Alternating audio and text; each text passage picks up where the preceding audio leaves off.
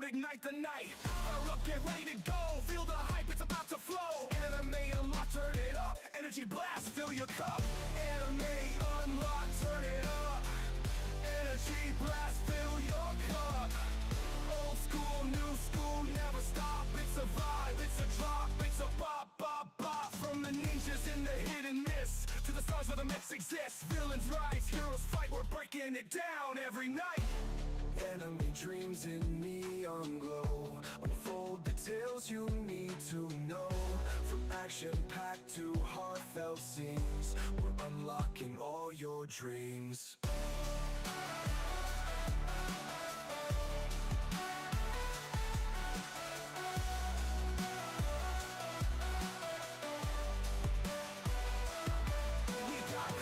We got new stories, wild worlds to view. Samurai, swords to mecha might. Every episode, ignite the night. Power up, get ready to go. Feel the hype, it's about to flow. Samurai sword, ignite the night.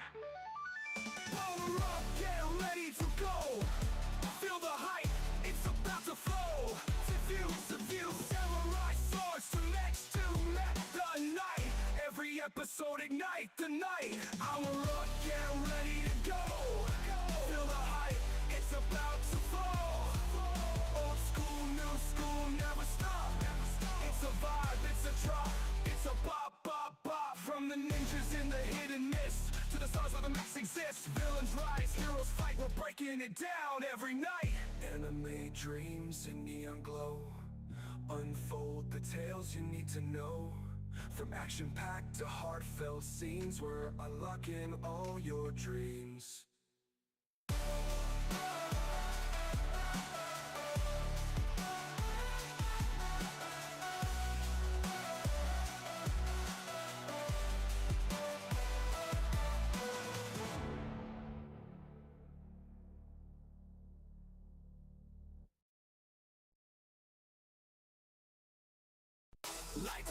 Lights flash, feel the bass, feel the smash.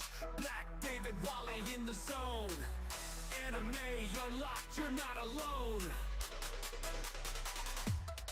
We got classics, we got new stories, wild worlds to view. Samurai swords to mecha might. Every episode, ignite the night. Power up, get ready to go. Feel the hype, it's about to flow. Samurai swords to mecha might. Every episode, ignite the night. Power up, get ready to go. Feel the hype, it's about to flow. Anime unlock, turn it up. Energy blast, fill your cup. Old school, new school, never stop.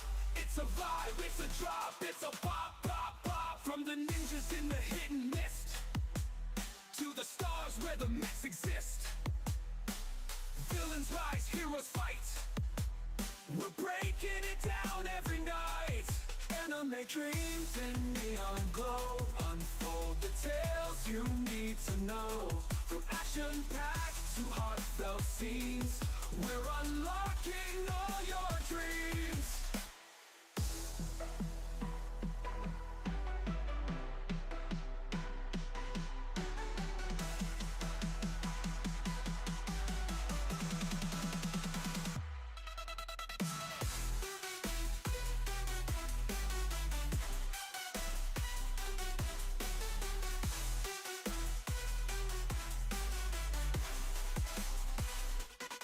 Anime dreams in neon glow.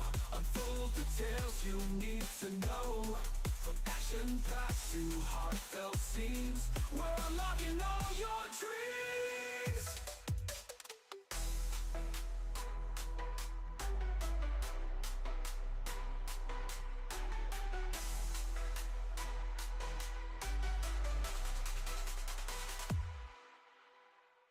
Anime dreams in neon glow. Unfold the tales you need to know. From action-packed to heartfelt scenes, we're unlocking all your dreams.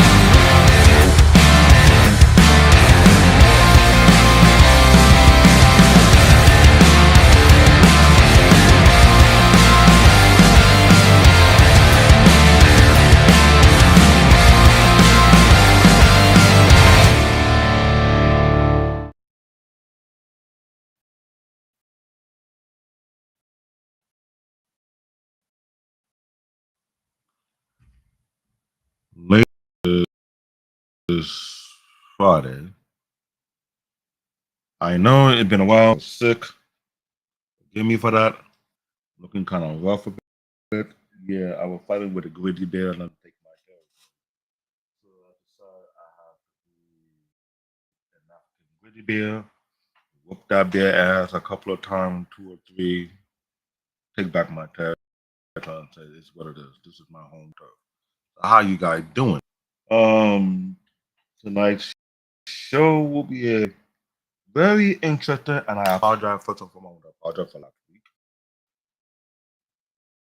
I was sick. I was in my, I was out of it. I understand that I have a show to, but I don't want to come to the show looking half than what I am supposed to be. And we want to address those future shows as soon as possible because there's a lot of conversation that me and my co-host will have been talking about behind the scenes because we are two crazy ass nerds. We go back and forth. Don't know what it's like when you have ideas and going back and forth, figuring out the structure of the conversation, how you go about it, and how you're going to present it to you guys. Because the show for what it is, Anime Unlocked. This wasn't no regular show. You will get grimy, you will get dirty with it. It's it's more so like saying we're not going to give you a have that type of conversation. We will bring out some points, some views that either I see it in my way that I think there's something wrong with it, while he might see it from his angle, feel like they need to be spoke upon because we are two big, hungry ass fans and come to the anime community. And we want to start having them type of deep type of conversation structure in a way I think that you guys will enjoy. Also, I will say this. All our past show that we have done so far, we are hoping, when I mean hoping, we're hoping we will take some criticism. Meaning, if we didn't act the way you wanted it to be, if we miss a hint or two, if we miss a, a particular point of view, we expect your criticism to be critical for us so that we can look back on that show and see if we have missed an angle or we missed a particular talking point or you must have stepped on the wrong angle, fit your needs. You might think, you know what, you were wrong for this topic. I think this could have been this way. Then you'll say, you know what, we can address. Just let them know that we got your attention. Hey Eric, how you doing? Good to see you. Oh, you're about to Michelle from Fandom. I hope to see you here in the conversation. That would be great because this is something about the show that I take very, very serious. A lot of us are either we are old school fan of anime, either we are new school fan of anime, or you are a casual viewer of anime, or you're trying to find the direction on why you find out everybody. Because okay, that is sound of my co-host. Ladies and gentlemen, welcome to my yin to my yang, my craziness. This is Wally. How you guys doing, What's going Wally? on, ladies and gentlemen? We are back. Sorry for the unusual hiatus. And happy Thanksgiving to everybody out here. I hope you have more than enough to eat. Throughout the holidays. I try. I know. I try my best, do as much as I can. Luckily, I was able to get my tongue on octave for the first time in I don't know how many years. I thought I did on octave.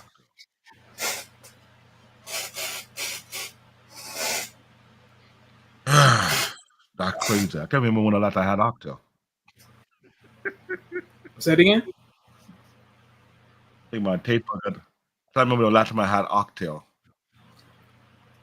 I'm trying to remember last, and kind of like I'm trying to think. I'm like,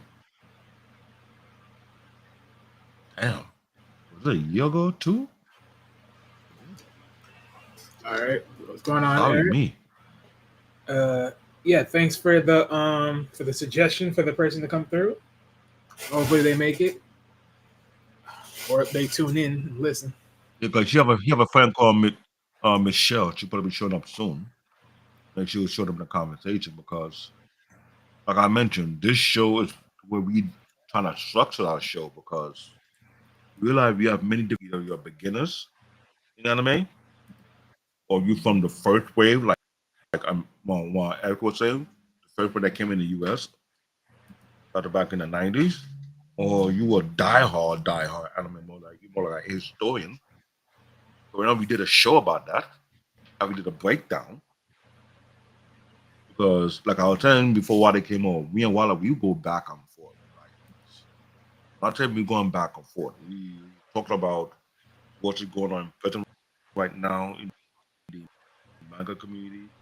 Who contribute the when we did the show about the big three for each era, it was done in a proper aspect. Even though we get a lot of honorable mention, we have potential shows that who's how can I say, and I'm gonna see if we can get it done during the weekday in the earlier time, or we can still do it at night. I'm not sure. It depends on the viewers. Right now, time zone. Hey, Mr. Bennett, how you doing? Yeah, Happy and holidays. can I you see? hope Yeah, we can. We not can. over more. You need to get back to Oh your yeah, don't forget to send gym Mr. work. Bennett the link. Okay, let me just drop about the link. Yeah, because You get to your Mr. comment. Bennett. Second. Um, I know there's a so slight glitch on my end. I'm trying to fix that, so don't get out of hand. I'm gonna drop the links. Give me a second.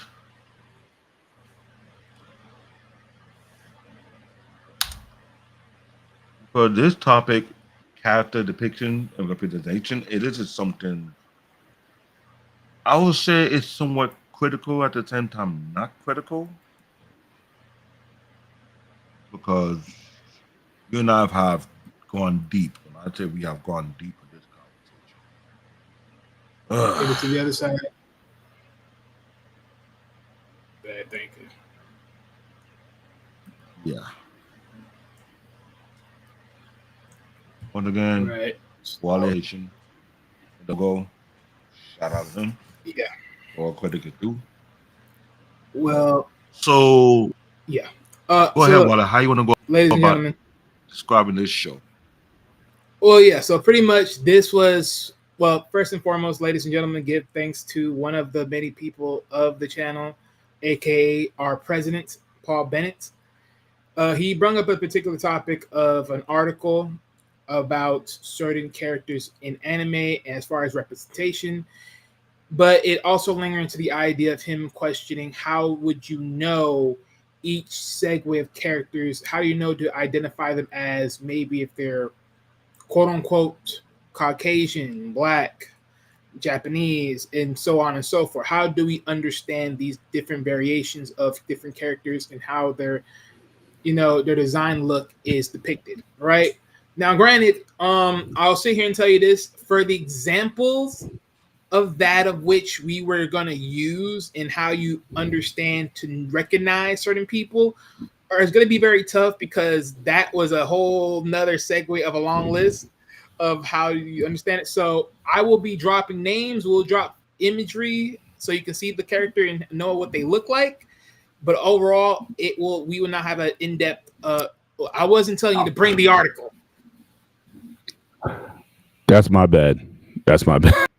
You So brought the I article. Okay, did you brought pre. the It's article. usually it just loads it on. I brought Okay, that. because I was about to say, like, who brought this Nah, article in? Because I said present, and it usually keeps it on the side, and then I go and say, okay, you can bring it up. Oh now. yeah. So No I was problem. just make sure I had it in the back there. Yeah, no problem. But thanks for having. First of all, thanks for having me. That's just my first time on the show, no so I problem. appreciate being here. No problem. As I far as know. someone from more so the comic side than you are on the anime side, is like this is more of a good thing for like people that if you don't understand anime and how to depict certain people, this will be like a nice little teaching grounds of how to understand how anime characterization is developed and drawn out, then to the whole point of understanding like what you're dealing with within anime itself, but at the same time understanding furthermore as far as when I lay out certain characters and how they visually look, you can tell like is there different nuances of representation throughout anime in its totality. But with that said, so let's get this started, right? So this is the start right here. Dave, you got it? Let me read it. Visual language, how line, shape, and color define character. Key identifier. Facial structure. The face shape is the first indicator. Showing character often have angular chin and sharp jawline to indicate resilience. Shoujo character may have softer, rounder face to emphasize youth and emotion. The line weight. Thick line often donate strength, bonus, or a pop aesthetic common in action series. Thin dedicated line suggestive fragility, elegant, or intricate detail, common in romance and historical drama. Now, it's not just that you look at it that way. When it comes to facial structure, most anime or manga mostly particular to the aging culture aspect at first. But when you start to see more and more manga that based on different storyline, like I remember you mentioned in past show, they will have anime that based on Japanese history. Then later on they start doing anime based on German history, on the English histories, the Chinese history, some even touch based on the African history. It depends on the storyline they're working on. And this is where depiction based on what language do they use or what type of naming convention. Talk about Bleach. There's a lot of Spanish name being used in Bleach that people didn't even catch on to it, but it's toward to a mixture between what they plan to use on their base of the storyline based on how they want to differentiate or show reference. You know, I've gone back and forth picking out multiple anime that using different storyline based on history, based on plot, based on origin, based on location.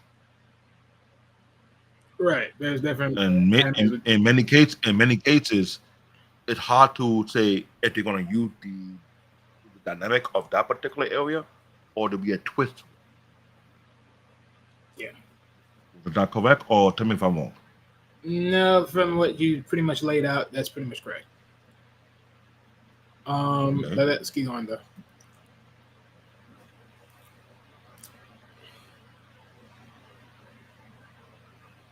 Have you catch it, David? Now, the eye habit, key and identifier. Shrimmy, that's sharp slanted eye, that's mostly in Asian. The eye that angle upward. The typical indicate a character is cool, serious, arrogant, or mature. Common in really and poetic writing. Arime, this is spooky eyes. Eye that slant down. He significant gentleness, innocence, David, talk clear in the mic. Can you hear me? You know what I'm saying? He was My sort fault of. for the mic? It's kind of muffled. Yeah, yeah. It's kind of muffled. Yeah. Right, I apologize. That sound better now? Yeah, you sound better now. Yeah, that sound better. Okay. Yeah.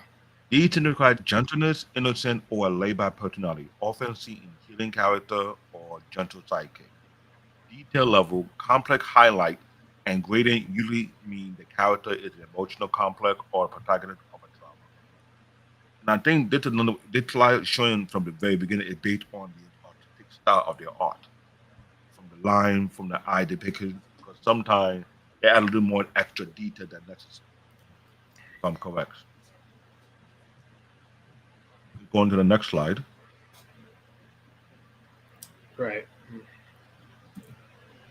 I know there's a Japanese culture these things when they're labeling their lines and their design compared to American cultures. Showing the action and dynamism. Oof. Well, this will be a good conversation for sure. Target and demographic, young boys historically. Visual trait is sharp angular autonomy, high contrast shadow, cell shadowing to make action readable, who are often exaggerated. That depends. Not all animated often exaggerated on the monster side. Illustration tech, bold outline weight, dynamic speed line in the background, expression are extreme, with wide and shadowed mouth and contract pupil. I think they not a comparison between American and Japanese anime, but there's a fundamental basis behind it. We only focusing on one side. Okay, I'm just asking. Yeah, Lord have mercy. Maybe you're making this a little bit more complex. It is. Stay to the standard. Okay, damn it. I will. I stay to the standard. Oh, Lord have mercy. Go on. The Shoujo Spark. Let's see. Okay, right to that. Emotion and atmosphere target young girls. Oh boy.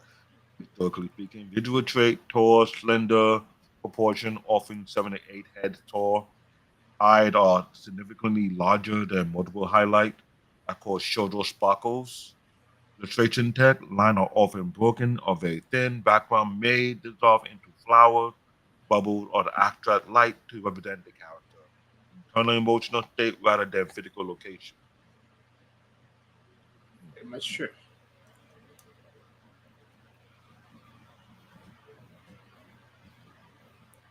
Okay, sane and realistic. Growth and autonomy. Target demographic: adult men and women. Visual trait: anatomical proportion are closer to real life, which is correct.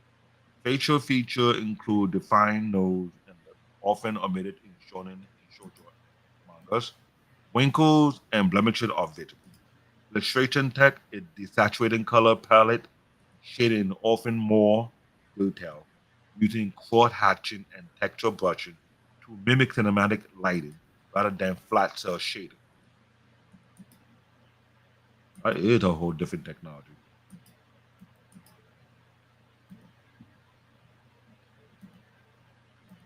All right.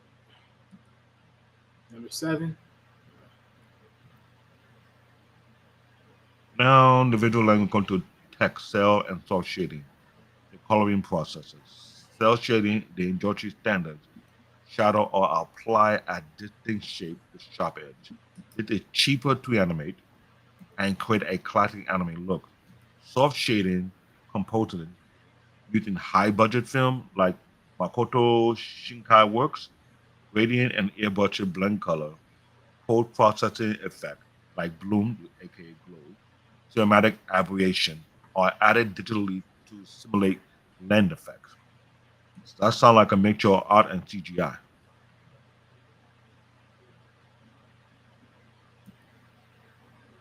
You're looking at that type of concept. Yep.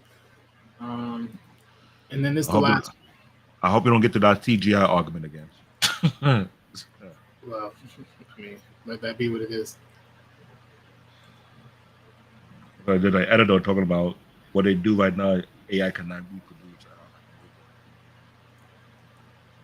Evolution of 90 versus modern, analog to digital. 90 cell era, physical paint on celluloid sheet, cataloged by high contrast film grain and slightly imperfect organic line. Color are limited by paint availability. Modern, which is the digital era, vector-based clean line, infinite color palette, integration of 3D CGI background, characters are often have thinner, uniform outline and complex digital lighting effects.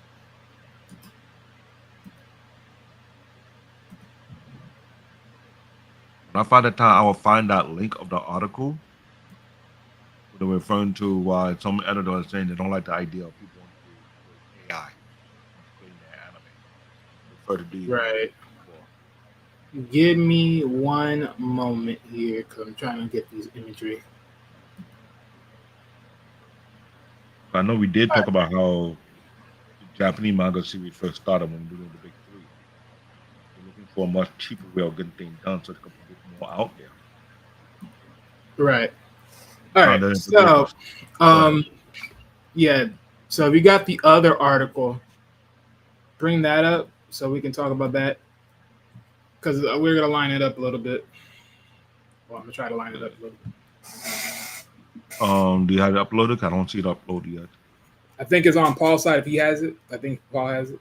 Yeah. Oh, you want me to bring that article up? Yeah. You can bring it Okay, up. let me see if I Yeah, can do could that. just bring where the actual original idea for the Today Show. Okay.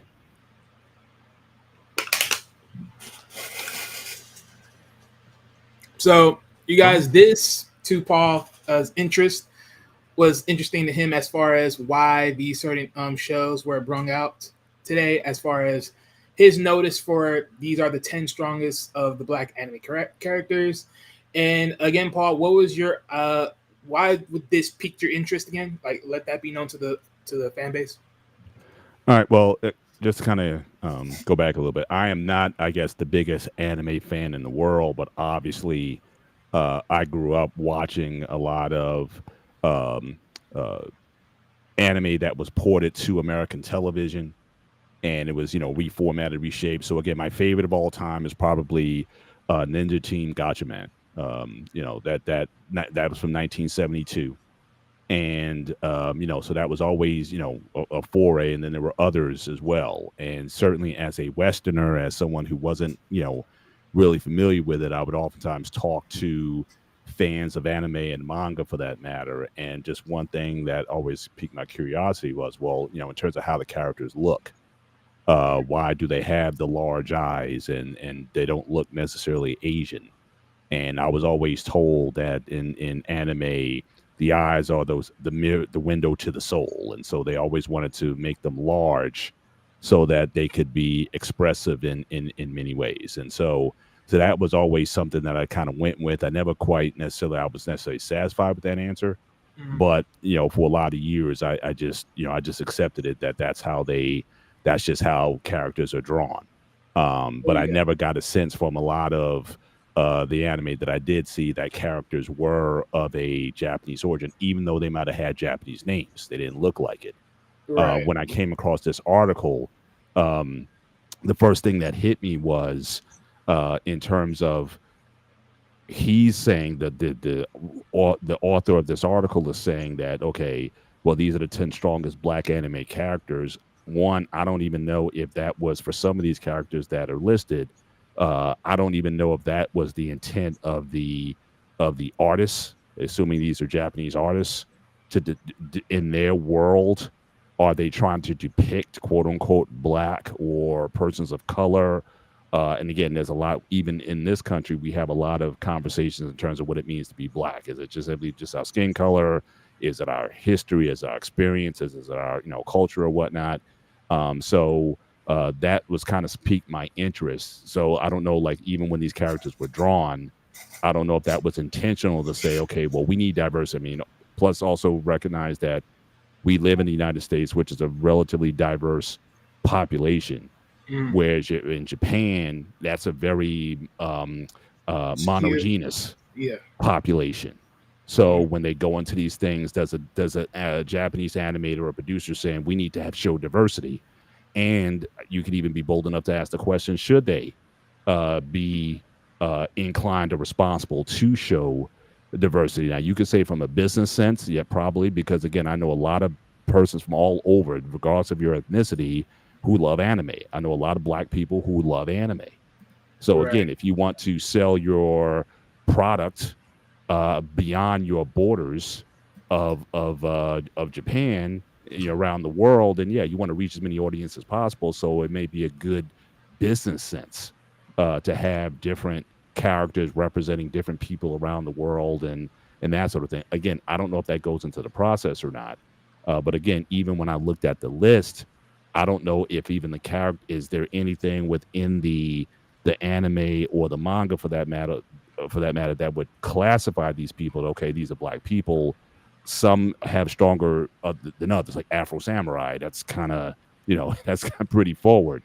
Some other ones that may be something that may be coming from another source. So that was really the spark. And then even the writer. If I go to the next slide, he makes a comment about the diversity, certainly within anime. So if I just go to his opening salvo, it says, despite being unrepresented in the anime world, black characters play a pivotal role in some of its most notable series. And then he talked about there might have been a lack of representation early on, but then the 90s and the 2000s, then you start to see more of it. And he gives, I guess, kudos and credit to that. But is that something that is a conversation within the world of anime in terms of having diverse people and backgrounds and whatnot, or whatever? So that was really kind of behind my thought process. And since you guys talk about anime on a regular basis, and the fact that you guys are black, Let me add to that one. yeah. Brandon Ballard, that's the name. Let him finish first. Okay. No, I'm saying, but that's because you guys, are passionate anime fans, and you certainly come from a black community. That you may have some perspective as well based on your experiences. You read again a whole lot more than I did, that I ever did. And the only thing I wanted to show was going back to that series, and maybe if you allow me to share this, let me see if I can bring this up. Let's see here, window. Let me just show this, because like I said, this was like my first. This is my first. I was going to add this. I didn't get a chance to add it beforehand. So again, these are the main central characters from Gotcha Man. Again, 1972. In the original anime, they're all referred to as Japanese. They all have Japanese names, Right. but not clearly looking, especially at the leader, whether you call him Mark or Jason or Ken Wasabi or whatever you call his name. He's clearly, has blue eyes. He doesn't necessarily look like a Japanese person. Mhm. But this is a Japanese series, and this was 50 years ago. So so again, so it's always been a question in terms of how Japanese see themselves in terms of wanting to present anime. Why not make the characters look more Japanese or whatever? And again, that could be the most ignorant of questions. But again, it's a question even as a kid I recognized that I had and never quite got an answer to. And but now you want to say, okay, well, we have these black characters now. Is it even fair to call them black if the storyline or whatever they're presenting doesn't necessarily represent or present them as such? But so that gets into a very social commentary conversation.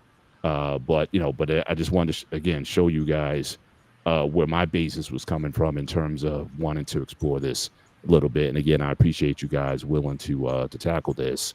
And at that point, I can just shut up, and you guys can take the conversation where you want. Or if you have a question for me, you can ask. But Starting from here, before I bring it to David, and he can conclude where he was trying to start off as far as a conversation starter. Probably is going to go back to the original post that you had. But from right here, right, it's clear that you can tell like certain things of that. So I would say one and foremost is, well, first and foremost, when you think about an actual Asian person, right, from that region, you have to ask yourself, well, what is a clear, ideal visual sense of them on a natural basis from everyday time, right? Mm. Get that idea of like the facial features, all that, and then is it replicated on this as far as where you see in the anime show?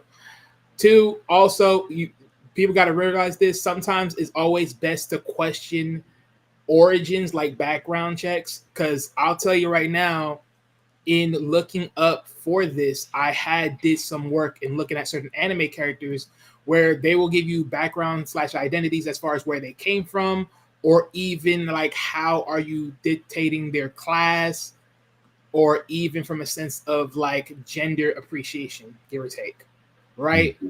So you get that kind of understanding. So I'm going to share the screen, right? And I'm going to show a potential character to give you something of a understanding from a standpoint of just focusing on like the black side of things, right? Give me a moment.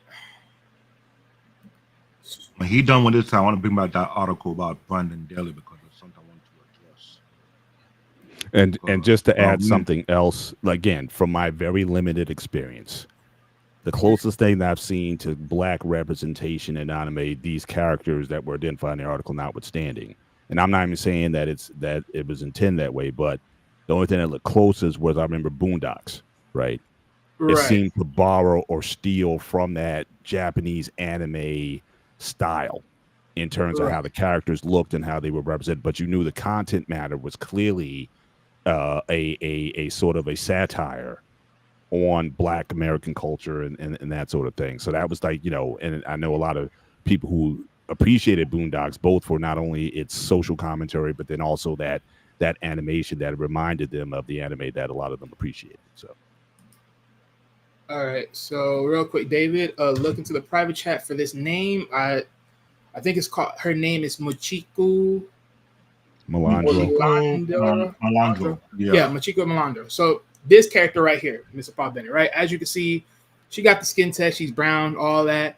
But in understanding her background, this chick is an Afro-Latina from Brazil. Mm. And she plays in an anime called Machiko and Hatchin. So you're right. She's an anime. She got a Japanese name, but origin-wise, she's from Brazil. So she's giving off that representation. Mm-hmm.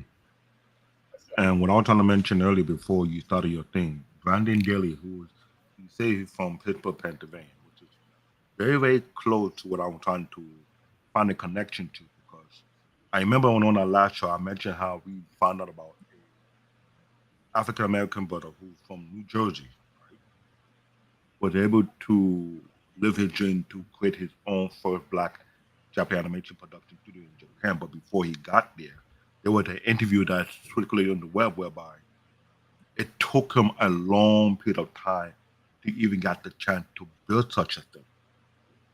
Because when it comes to art, the standard of art or animation in the US is not the same as the standard of art or animation in Japan.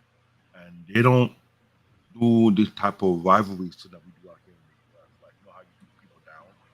David, you're Okay, following David, you're kind of muffled. You're going in and out. Oh, sorry. Can you hear me? Yes. Yeah, keep How it about there. that? Yeah. I was bending down when I was talking.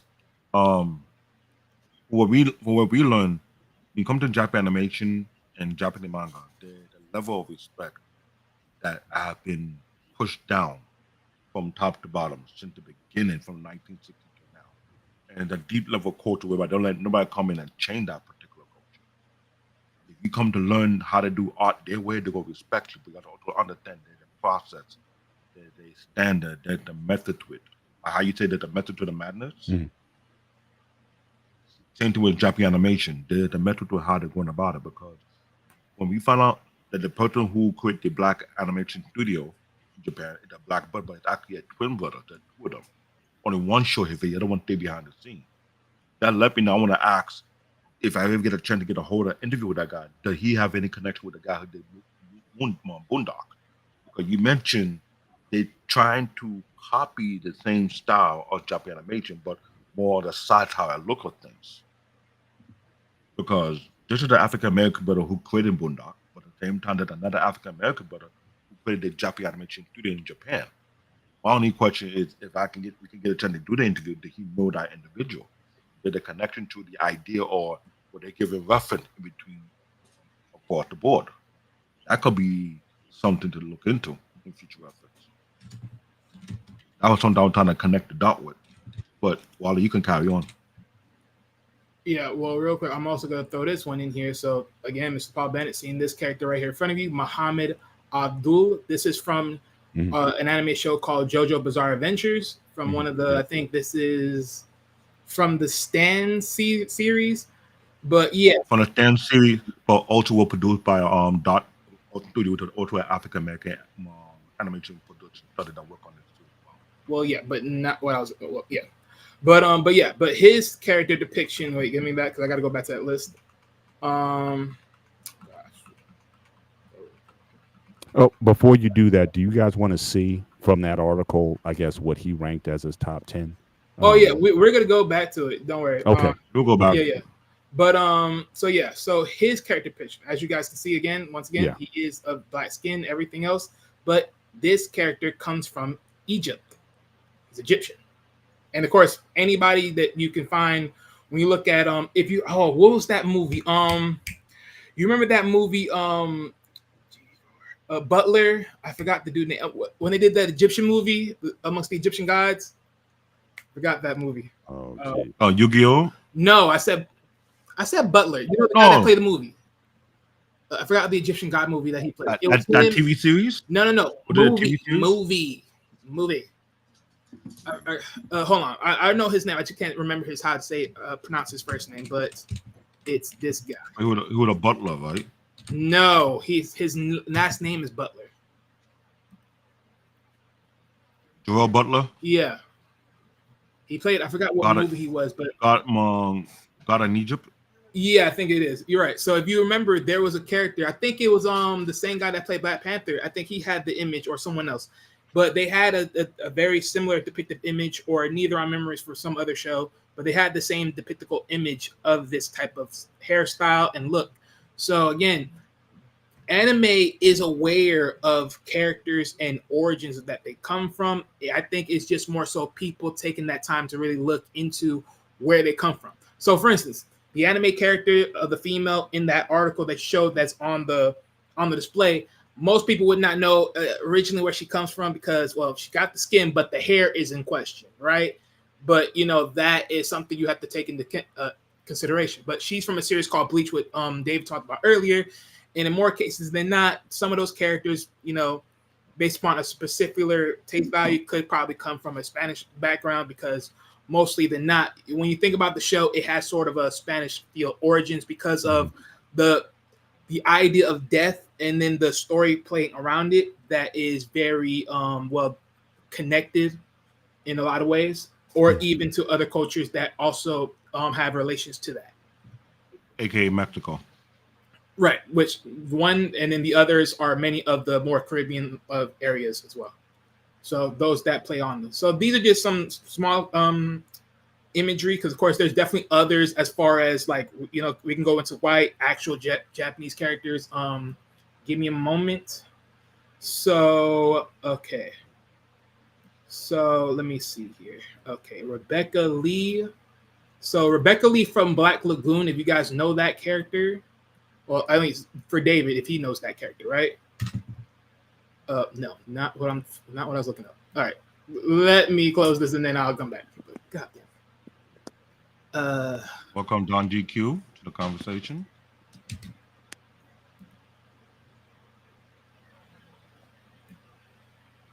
Don, you there?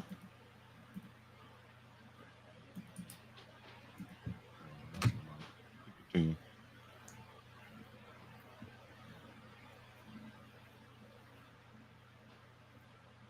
Let me give me a moment.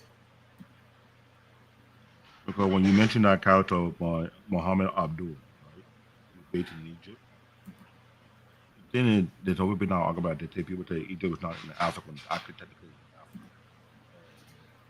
The depiction, the art, the look, especially when I mentioned the guy who also worked on that animation from Dot Animation Studio. Speaking to the mic, David. Oh, sorry, African American owned. He played a lot of work on that particular franchise. We had to get like about maybe 4 or 5 seasons on that. Share the one I got. Share the image I got. It was a big deal. So this is Rebecca Lee. Okay, I see. Oh, you took it out? You took it down. This is Rebecca Lee from Black Lagoon. So looking at this chick, right? White skin, all this other stuff, right? But if whatever we're not knowing, if you can think about it, she has a clear American look, right? If you just look at it from the natural stance, but she's Chinese American. That's her background. Mm-hmm. She's where again? She's Chinese American. So if you look at her and you see like a clear understanding depiction, you can tell like just looking at her from what you're getting from design and looks. And then of course, if you go back to what David read in as far as the presentation, right, getting the certain sensible vibes of the character and everything else, she sort of does gives you the vibe of an Asian person because of just look at her eyes as far as what you can see on the screen. She sort of is giving you that vibe of that character and then of that background. Right. So as one of the many clear depictions. Let me get another one. So okay, right. So Bonnie, right? So Bonnie from the same series. Right. This is Bonnie from the same series of Black Lagoon. This guy is Jewish American. That's his background, and it's pretty obvious. You know, it's pretty obvious, pretty clear, pretty obvious. You can just see it for yourself, right? And then this is actually one of the interesting ones. I think this is okay. Yeah. So this is from Bleach. This is a guy that we know as Chad. Now, this is actually going to mess you up when you actually listen to his background. Let me get him on here. So,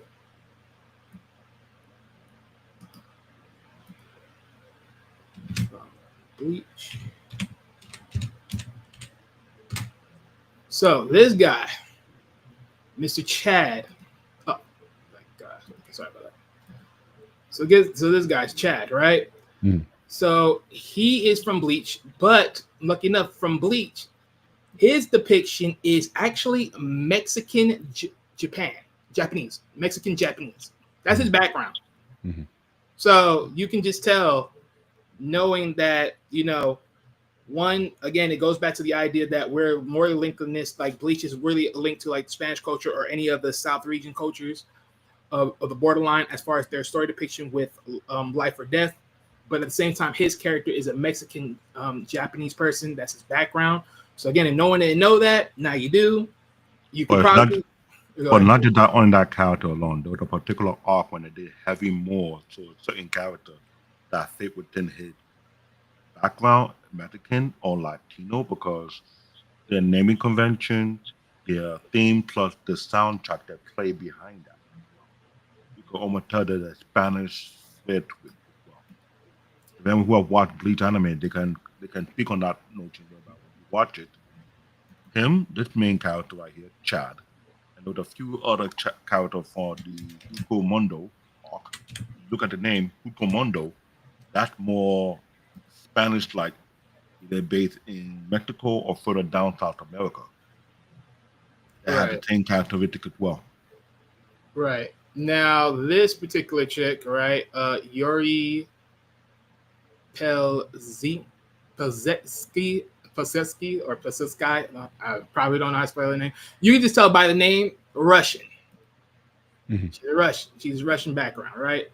So again, people have in anime definitely have depicted certain people on an outreach or have given more of a look, right? But I think overall, I think people get caught up with the name, knowing that the name itself can just be transferred or could be converted as far as understanding of what the name background is. Like, okay, like for instance, Naruto, if you look up Sasuke, right, and you say, well, what is the American term of the name Sasuke, right? It may change to a different name or give you a meaning within that name, right? To understand what that is. Like, for instance, one of our popular animes that we talked here, Dragon Ball.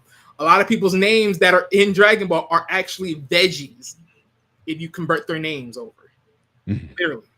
Right. So, you know, that is just some of the things right there. So I think people even though we talk about Dragon Ball, the name is based on veggie, but characteristics, sometimes if you're not paying attention to it.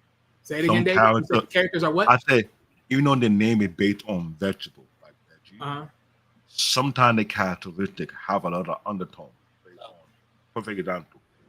You and I have bumped head about Piccolo is almost typical of a black man personality trait. Even though his name based on a vegetable. But at the same time, you will not know what the character is based on. If you're paying attention to clue detail, then you almost start saying maybe there's a particular trait they're following. For Bleach, for example, there's a lot of Mexican, Spanish cultural aspect of it in the anime to a certain degree. There's a lot of Asian attribute aspect in the anime as well. But I think Mr. Paul Better trying to look into is the representation. It's not always the same, but it's also based on the storyteller. Am I correct on that, Wally?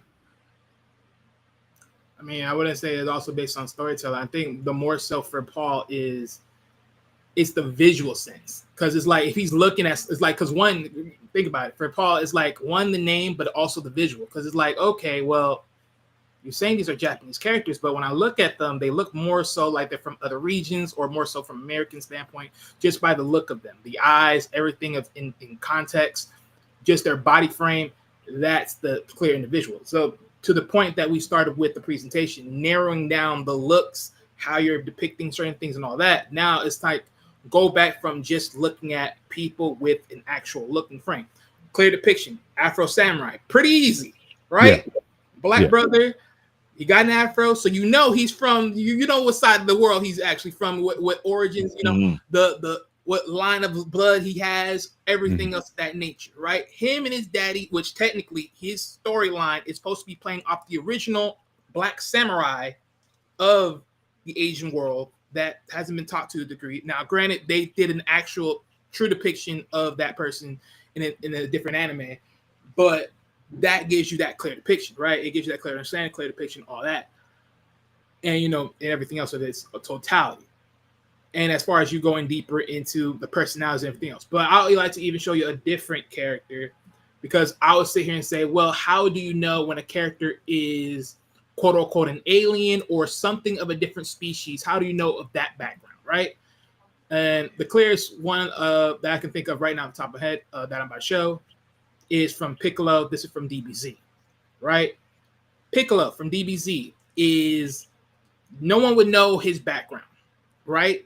But understanding from a sense of story, understanding from a sense of who he is and everything else, you would clearly say Piccolo's black, especially when you hear the tones in his voice. You would believe Piccolo to a degree is black. Just would. Not just tone alone, his demeanor, his attitude.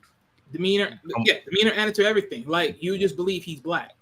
But the same notion is also, though, that it also comes back from origins. Because when you think about what Piccolo is and his origins and his people's origins, it goes deeper to the point you start to realize, okay, if Piccolo was, you know, someone. Hey, Don, you trying to talk?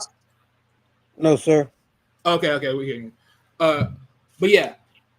But when you hear from his depiction, right, as far as who he is, you would say if Piccolo was someone that was human and living in this world, you more likely link him to someone of an African origin or someone of a, you know, black origin of the Caribbeans. Why? Because of that linkage of mystical artifacts or mystical, you know, abilities. Because of that origin of that historical stuff, it's really in depth. So in the sense of the, you know, the magical Dragon Balls being able to make wishes and all these other things, you can sort of like link the two components in a sense. You almost say he's around that atmosphere. Well, there's another hint. His dress style will make it look like he's like from a desert nomad type of look. Look at desert nomad. They're dressed almost similar to the way he dressed. They have a unique type of tie around their waist. They always wear something in case they're out in the desert for a long period of time, just to cover their face or cover their head. Now, right. You can also sit there and say, like, they're pretty. Yeah, you can also say Piccolo could probably be Indian based upon that as well. Yeah. Now, from another point, I'll also give away this other character, right? That is also a weird case, but it's also an interesting character without you knowing, Mr. Popo. Right? Clear depiction. Mr. Popo would be one of the many people that is quote unquote dark, right? But he is. But when you look at the clothing and everything else, look, you know where clearly he comes from. You got the same clothing as Aladdin. You know where he comes from. He comes from that side of the world. He comes from within the more of the African region of India, and then you know most of those people, right? Well, yeah, definitely southern India. But yeah, now I can look at this just again with my sensitivities, and I can see some people looking at this kind of like minstrel, the way he's drawn, right? That Al Jolson type of look or whatever. Now, again, was that intentional? Was that or just they were trying to depict a very dark skin? I know Southern Indians who are darker than both Wally and David. So I work in the IT field, so I know that they're very dark-skinned Asian Indians, including Sudan, out there. But just with the thick lips, the way it looks, again, if you look at some of those Al Jolson or some of those minstrel depictions, somebody could look at that and be like, "Oh, that visual doesn't sit right with them just based on the look, even intentional or not. And I'm just saying that if you tried to sell that in America, how would you get blowback because of that? So again, that could be the difference also. And again, I don't know when that character came out, but that could be the difference between, again, when you are working and operating in a mostly homogenous culture where you may not think anything is wrong with a particular depiction, but if you take it outside of that and people look at it, especially in America when that was certainly done, I don't even know if minstrel, you can take that to Africa and they would even know that. To the common African, what they know about minstrel shows or minstrel depictions of African Americans. If you're an African American, if you've studied that history, that picture is like almost like, it's stunning. If you see it anywhere, if I saw that in a display in a shop, I know certain people who would go into that store and say, "Why are you showing that?" So I'm just saying. So that is, I guess, from an American standpoint, that could be problematic. But I'm not trying to incite anyone in terms of saying, "Hey, they're trying to make fun or mimic dark skinned people or show them in certain ways or what have you." But that's sometimes but that's when you're in a multicultural environment or an environment like the US that has the history that it does. Right. Not everything is necessarily going to land the way you might intend it to land if you have no experience or knowledge. And again, how many Japanese people would even know that or know about that? Now, That's one of those things where, yeah. Like you said, there's some anime that I've come across where they depict African people as scary individuals. As if you shouldn't take likely to go to their continent, give that continent different nicknames. The most common nickname we call it the dark continent. I was like, at first I didn't catch on. But when you start seeing some depicting, they make it seem like anyone from the dark continent for a very unique warrior tribe. They have some hidden ability, either they're super fast or they got high jump ability or they're agile to a certain degree whereby it's almost like you can't catch them. So when I see some of those type of anime, I thought the question, do they think of African people as dangerous, mysterious people that to be afraid of? Because when they start drawing tribe or certain people that way, it's almost as if you go to their continent, be prepared before you go in there, because there's certain tribes that have very unique ability. Some of unique war they come to physical, they love to fight with the fist. Some have the speed, some that, and sometimes being questioning where they getting the idea from. Yeah. Not a lot of anime does that. And that's an American, but again, that's also an American, well, probably I would say even European or outside America also. Again, knowing the history of how people from Africa have been depicted in media, in movies. If you go back to both the original King Kong movie, if you go to the Kong of 1976 remake of it, again, the people in the movie who were persons of color who looked like us were looked at as a bit primitive, somewhat savage. And again, that image of, okay, well, if you go in there, you're going to get a spear in the back sort of thing. So again, those are things that I think a lot of people are, at least here, or at least the people that I run around, are sensitive to. How we are depicted in any media, movies, TV, anime, or cartoons, or whatever you want to call it. That's always going to be something that some of us who are sensitive to certain things are going to look at. So again, like I said, that character that you just showed, or character similar, if you tried to sell that here, that could be problematic. And so that's I guess from my perspective, looking at it from the outside, because like I said, I'm not in that world as deep as that. Those are always some of the questions that I had over the years, but it certainly goes back to what Dave was talking about again. And some of the characters on that top 10 do have that sort of tribal look. They got the markings on their faces, and they just seem like they're like either like a warrior type of people or whatever. And again, is that necessarily a healthy depiction of black people. But I would say that in any industry, I would say superheroes, for example. You know, how many That's what I was looking for you to say. how Superhero. many black superheroes are looked at as? That's why I think Black Panther, I think why it was so impactful, at least for folks here, is that you saw people who were smart.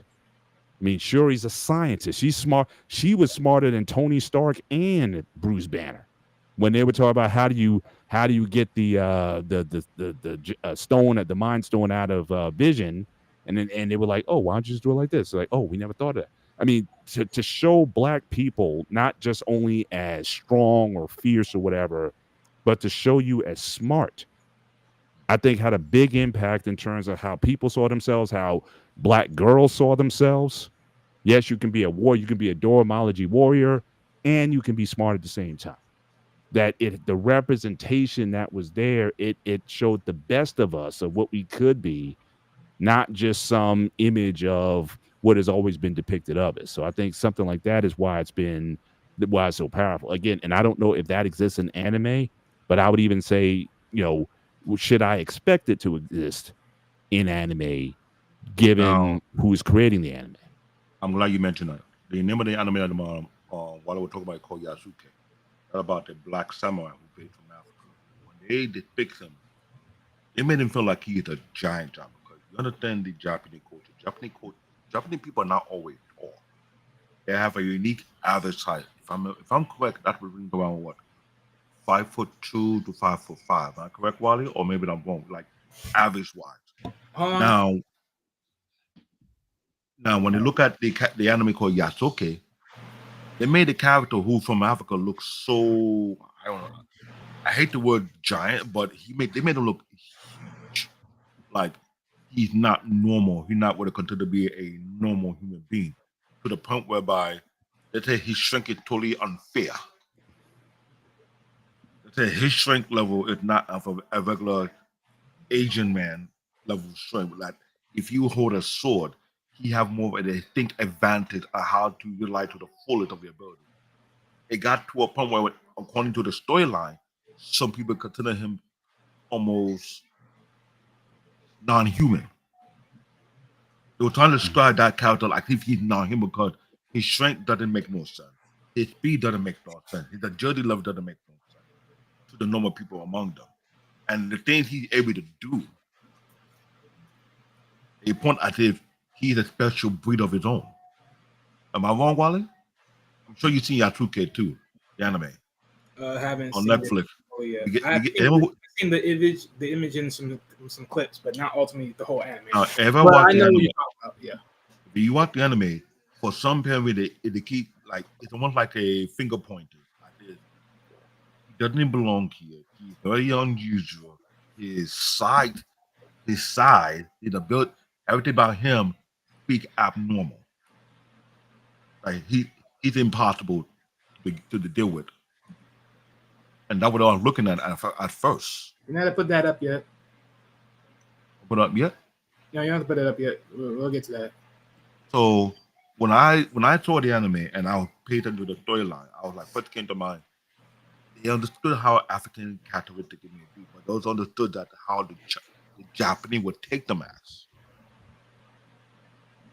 Because average Japanese people are not always at 5'8", 5'9", 5'10", going up to 6 foot and so on and so forth. They made the character Yasuke, who's from Africa, look like bigger than life. As if he's a sight to bear because wherever he walk past, you kind of wonder where he come from, what part of wood did he come from. That is one anime. Other animes, like you say you have stereotypes, they depict them African as if they are enchanted or they are from a tribe or a clan that you have to be afraid of. Now, I'm not saying it's always helpful, but it's almost more like you're trying to figure out what part of history they're taking it from. Yeah. Well, That's one a thing for question me, to ask. right? Go ahead. Yeah. Well, one thing for me, right? For Paul. So going back to the image of what Mr. Popo was, right? And then asking, is that attended or is that more so a point of you trying to display something? Well, first and foremost, because I understand like the idea, right? AKA the backdrop history of blackface, right? I'm guessing that's more so what you was pitching on at with Mr. Popo. And yes, it could be derogatory as that in that sense, but for honesty, I would not know for sure how that was because again, you have to ask the creator how you thought of this character that way, and why did you let it be this way? Because again, you have to understand this is an alien, so we don't really have context of why the alien is looked or perceived in this texture. Right. Plus, they changed the design out of it over time. On Mr. Popo, after time progressed, Well, yeah. there's a slight change or modification based on. Well, yeah, and that's probably because they got because think about it because again when when you brought it up, it did hit to what you were saying because like in a sense from what white people did it right when they do the blackface and everything else, and if you just look at just the face to the lips, I could easily understand like like if you just take it that way, this is easily like you're trying to target, and I could see people take it that way. So in that same reflection, pretty much what David was saying, like, slightly changing up the look or the texture.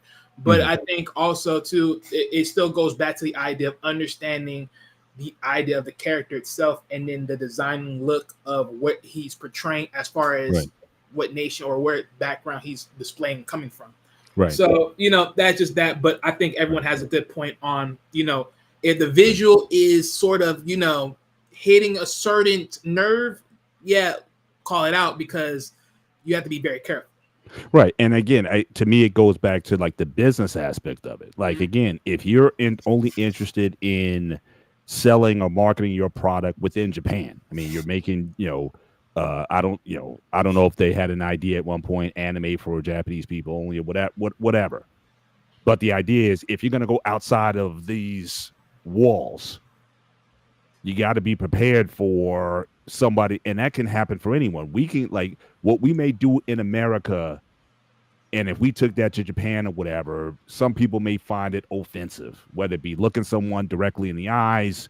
Like I think I've heard something in like some business class or something like that. Like you don't say certain, you don't look people directly in the eye, or you don't say yes or no in Japan. I mean, there's just cultural things that you're taught that might be very normal for us.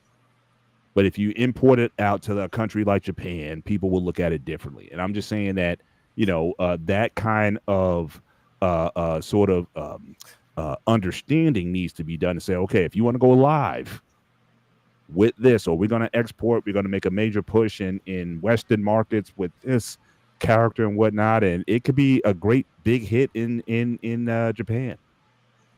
But if you take it out, then you're going to be opening yourself up to criticism. And again, I will give them the benefit of the doubt that I don't think it's targeting per se. But if people look at it, then what I will be checking for is what is your response going to be? Because if your response is going to be, basically, well, this is what it is, deal with it. Now I might be like, bet. And I know a lot of people be like, okay. Just like other boycotts or whatever that goes on, people tend to mobilize, especially in Black social media and whatnot. People be like, all right, that's how you move. We explained it to you, and you basically said whatever, bet, and then it can go awry that way. But it's just the those sort of things. Any market, anybody from any nation going to another.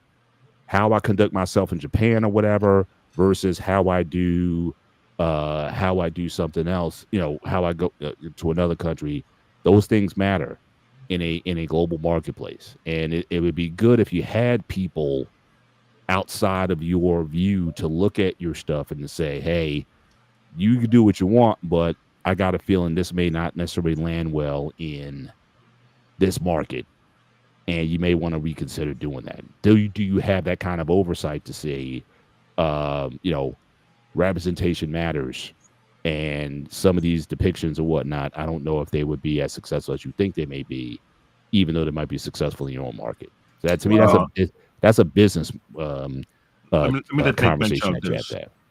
Lately, the Japanese anime community have been touching a lot of cultural aspects, touching culture.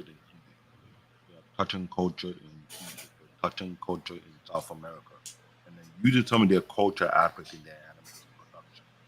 So when they are doing these things, they try to their best to make sure they depict them as best as possible. When Wallace is showing a perfect example of the Mexican slash Chinese background thing, you do know that people do crossbreed among them. You got Chinese mixing with Mexican. You got Chinese mixing with other people of South America region as well, especially the Caribbean region as well. Now, it would be great to find someone to pick a Chinese like Trinidadian characteristic, how that would stand out in the anime, so to speak. Because the more you start looking at anime as a whole or how they're going about reaching the demographic. Perfect example, we talk about a show we did about say Seiya, but it only reached a particular origin of people who enjoy that type of anime based on who they relate to. You know what I'm saying? Bleach is a multicultural anime that not only deal with the Afro side of things, but it also deal with the Latino side of things as well. Because True Commando, the first thing came to my mind that it's a Spanish speaking name. Where would they get the idea from? They're touching deep level culture because when these characters are being created, the question I'm going to ask is the person who creating the character, what is his dynamic? What is the range? What are you looking at? Talking What to the mic type- again, Dave. Outside, am I near the mic? What are you? You're What now. are you? Yeah. Okay, sometimes I move my head around. I don't know why. What are you trying to target based on the storyteller? When you're building a world, you're building a story. You're taking an idea from certain aspect of things. Now, I don't know how they do German history because many times they do German history, the design of the character, they draw feel like it's like a baseball bat. They draw the German character thick, thick jawline. I was like, okay, that's either a little over exaggerated or the time stay within the storyline speaking. They do that a lot. When they talk about the history of Europe, or want to pick on certain characteristics, they're trying to stay within the characteristical design or what they think it's supposed to look like. But whenever they do something with an Afro-centric or Afro line of things, you know there's a unique blend. When you talk about Afro-Latino or someone from a different origin from Africa, Egypt, everybody understand Egypt. There is a ethnic issue concerning Egypt. Some part of Egypt are black. Some part of Egypt are not black. But the fact they had a character called Muhammad, that's the first thing to pick up right now. That's it's a black name. Mhm. And his hair texture, the hairstyle look is completely different. You look at another anime, they did one on Fire Force with a Nigerian name in it. And I was like, hey, well the storyline don't fall into that, but it fall into the modern look, but they had that particular character in the play of Mhm. thing. So slowly but steady, some of these artists or writer, they catching on, they can try to add a different flair or a different taste or a different light to it. Whereby and they will put a particular character and make sure it fit the criteria or fit the description what they want to gain a fan base or more. Right. Some anime are multicultural to the point whereby you got to take your time and differentiate which culture are they reflecting to. Mhm. But it's not just one culture anymore. You're Yeah. dealing with multiple cultures. You deal with the Afrocentric, you deal with the European culture, you deal with the Asian culture, and you have a mix of the American culture, then you have the Indian culture, so to speak. So Right. then when you're bouncing around trying to create character, but make sure it fall within their origin.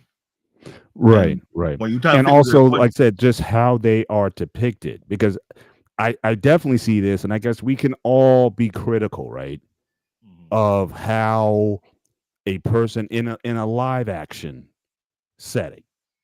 Like if you look at a lot of like now, like I said, my forte, like I said, is not manga or anime, but I am a big uh uh uh um kaiju fan. So again, I grew up in the 60s and the 70s, Godzilla films and all of that. And what would always get me is again how the Americans were depicted or the non-Japanese characters were depicted. So the Americans, it almost sounded like they were trying to be like the Americans talk like this in the movie just to make sure that you're an American. Like that's how they talked in a lot of these films. to and say they that try these, to it's to like get it we down are pat. Americans and we got to handle this Godzilla thing, and it's that kind of, I'm exaggerating, but I'm just saying. But when you look at it, you kind of, I'm sure, just like if an American actor, and you see this a lot, an American actor trying to play with a British accent, right? Or like recently you had the Bob Marley movie came out, right? And you had the actor who played him who was an Afro British actor, but he tried to talk with this Jamaican accent. And it doesn't matter. He had all these coaches and everything, but some people would just hate. Some Jamaicans were just hating. They say, "No, that's not Bob Marley, or that's not Jamaican accent. That's so again, it's how the person sounds, it's how they carry themselves. If you come off as being, like you said, the Germans, right? In some of the things, if they come off as very stern and like this or whatever, is that an accurate depiction of a German person, or is that a sort of a character or caricature of a Let, German let, person? give Like, you, let so me give you a this is perfect how example. Germans act or what have you. I'm like, give me a perfect example. They had a Japanese animation based on basketball, right? And the two of them, one in particularly, they paint all the black guy as in jack, meaning you're not touching them, you're not coming to their height, they're overpowering. If they're gonna slam dunk you, just know you are not gonna.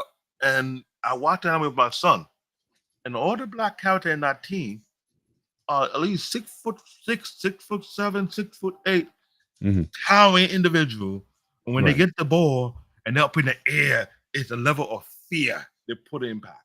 So Yeah. imagine they do that a Japanese animation based on basketball, and they have African American character in the play, whereby you cannot block the character when they're dunking.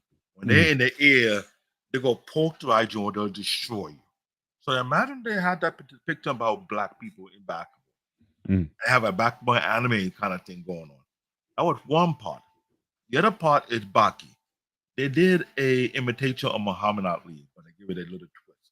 They did an imitation of a well-known black bodybuilder, Mhm. the anime, Mhm. as the most dominant strength, right? And they did depiction of people in cultural art form of fighting. They had a heavy respect for Muhammad Ali character with India.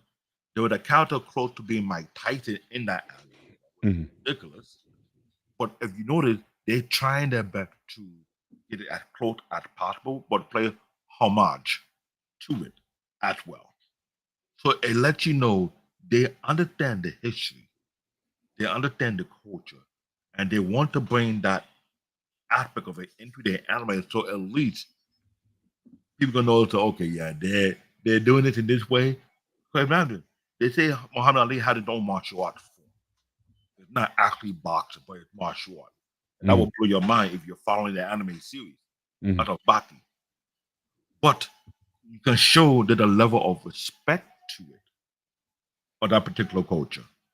Right. To the point where they make it seem like Muhammad did have his hidden martial arts system, but just American didn't catch on to it. Right. So I found it very unique. As you see different genre, different anime, it's a history you gotta look at. What part of history are they using for their anime? What part of Mhm. the picture are using the anime? How far they're going? But like I said, when I mentioned the drawing or how they do the eyes or they did the line, it's critical, heavily Mhm. critical on the Japanese anime side of things because you can't draw everybody the same. You cannot. And when they start doing Right. the cross blending of culture, either the person is Afro Latino or it's mixed with the Afro and Asian, and you know there's a certain features they start to pick up because looking present time, there's a lot of Afro Asian community in Japan, Oh yeah. different mixing, and they gain a good idea of what they may look like, and some are adding to their anime as well. Mhm. So imagine these artists, these manga writers, getting a flood work of idea of how to draw people characteristic, their features. What would a Chinese make with the African look like? How would it blend out? What Yeah. feature would stand out more than the other? What Right. feature you have that belong to the African? What feature will have will belong to the Asian? So it Right. gave them a idea platform to, you know what, there will be our roadmap how we draw certain people. I got you. Let me ask you and Wally, if he's still there. Let me ask you guys personally a question. How important to you personally is this idea of representation? Because I can think of two ways. Like I said, I grew up on kaiju monster films and whatnot, and again, the representation that I did see of Americans or whatever wasn't the greatest, but that wasn't necessarily the reason I was watching it. Right? I can watch any, say, whether it be an Asian background or a Russian background or a Latino background or whatever. It is what it is. Like, it doesn't necessarily have to represent me. I appreciate it when it does. And if you are going to do it, then do it right. But it doesn't mean because a film doesn't have black characters in it or the right black characters that I won't watch it. So I don't go to that extreme with things. But as a whole, as you guys watch, are you happy about the increase in representation? Would you want to see more? Could they do better?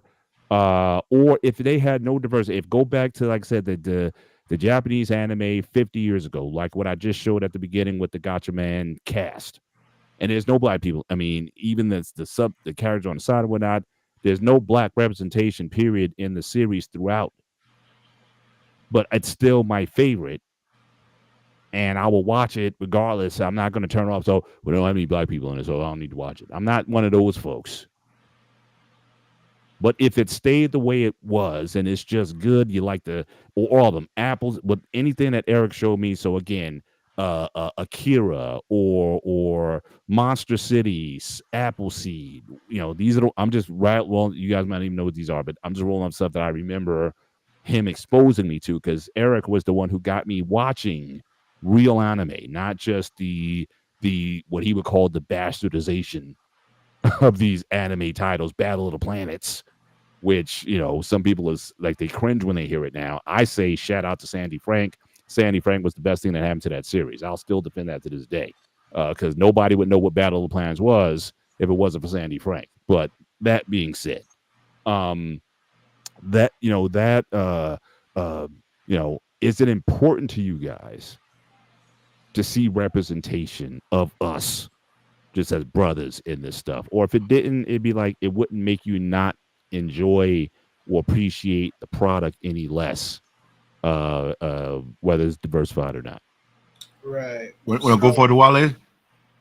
Well, I'm not gonna go first ultimately, but I'm gonna go second. But I just want to point this one thing out as far as from your other question beforehand that I wanted to mention.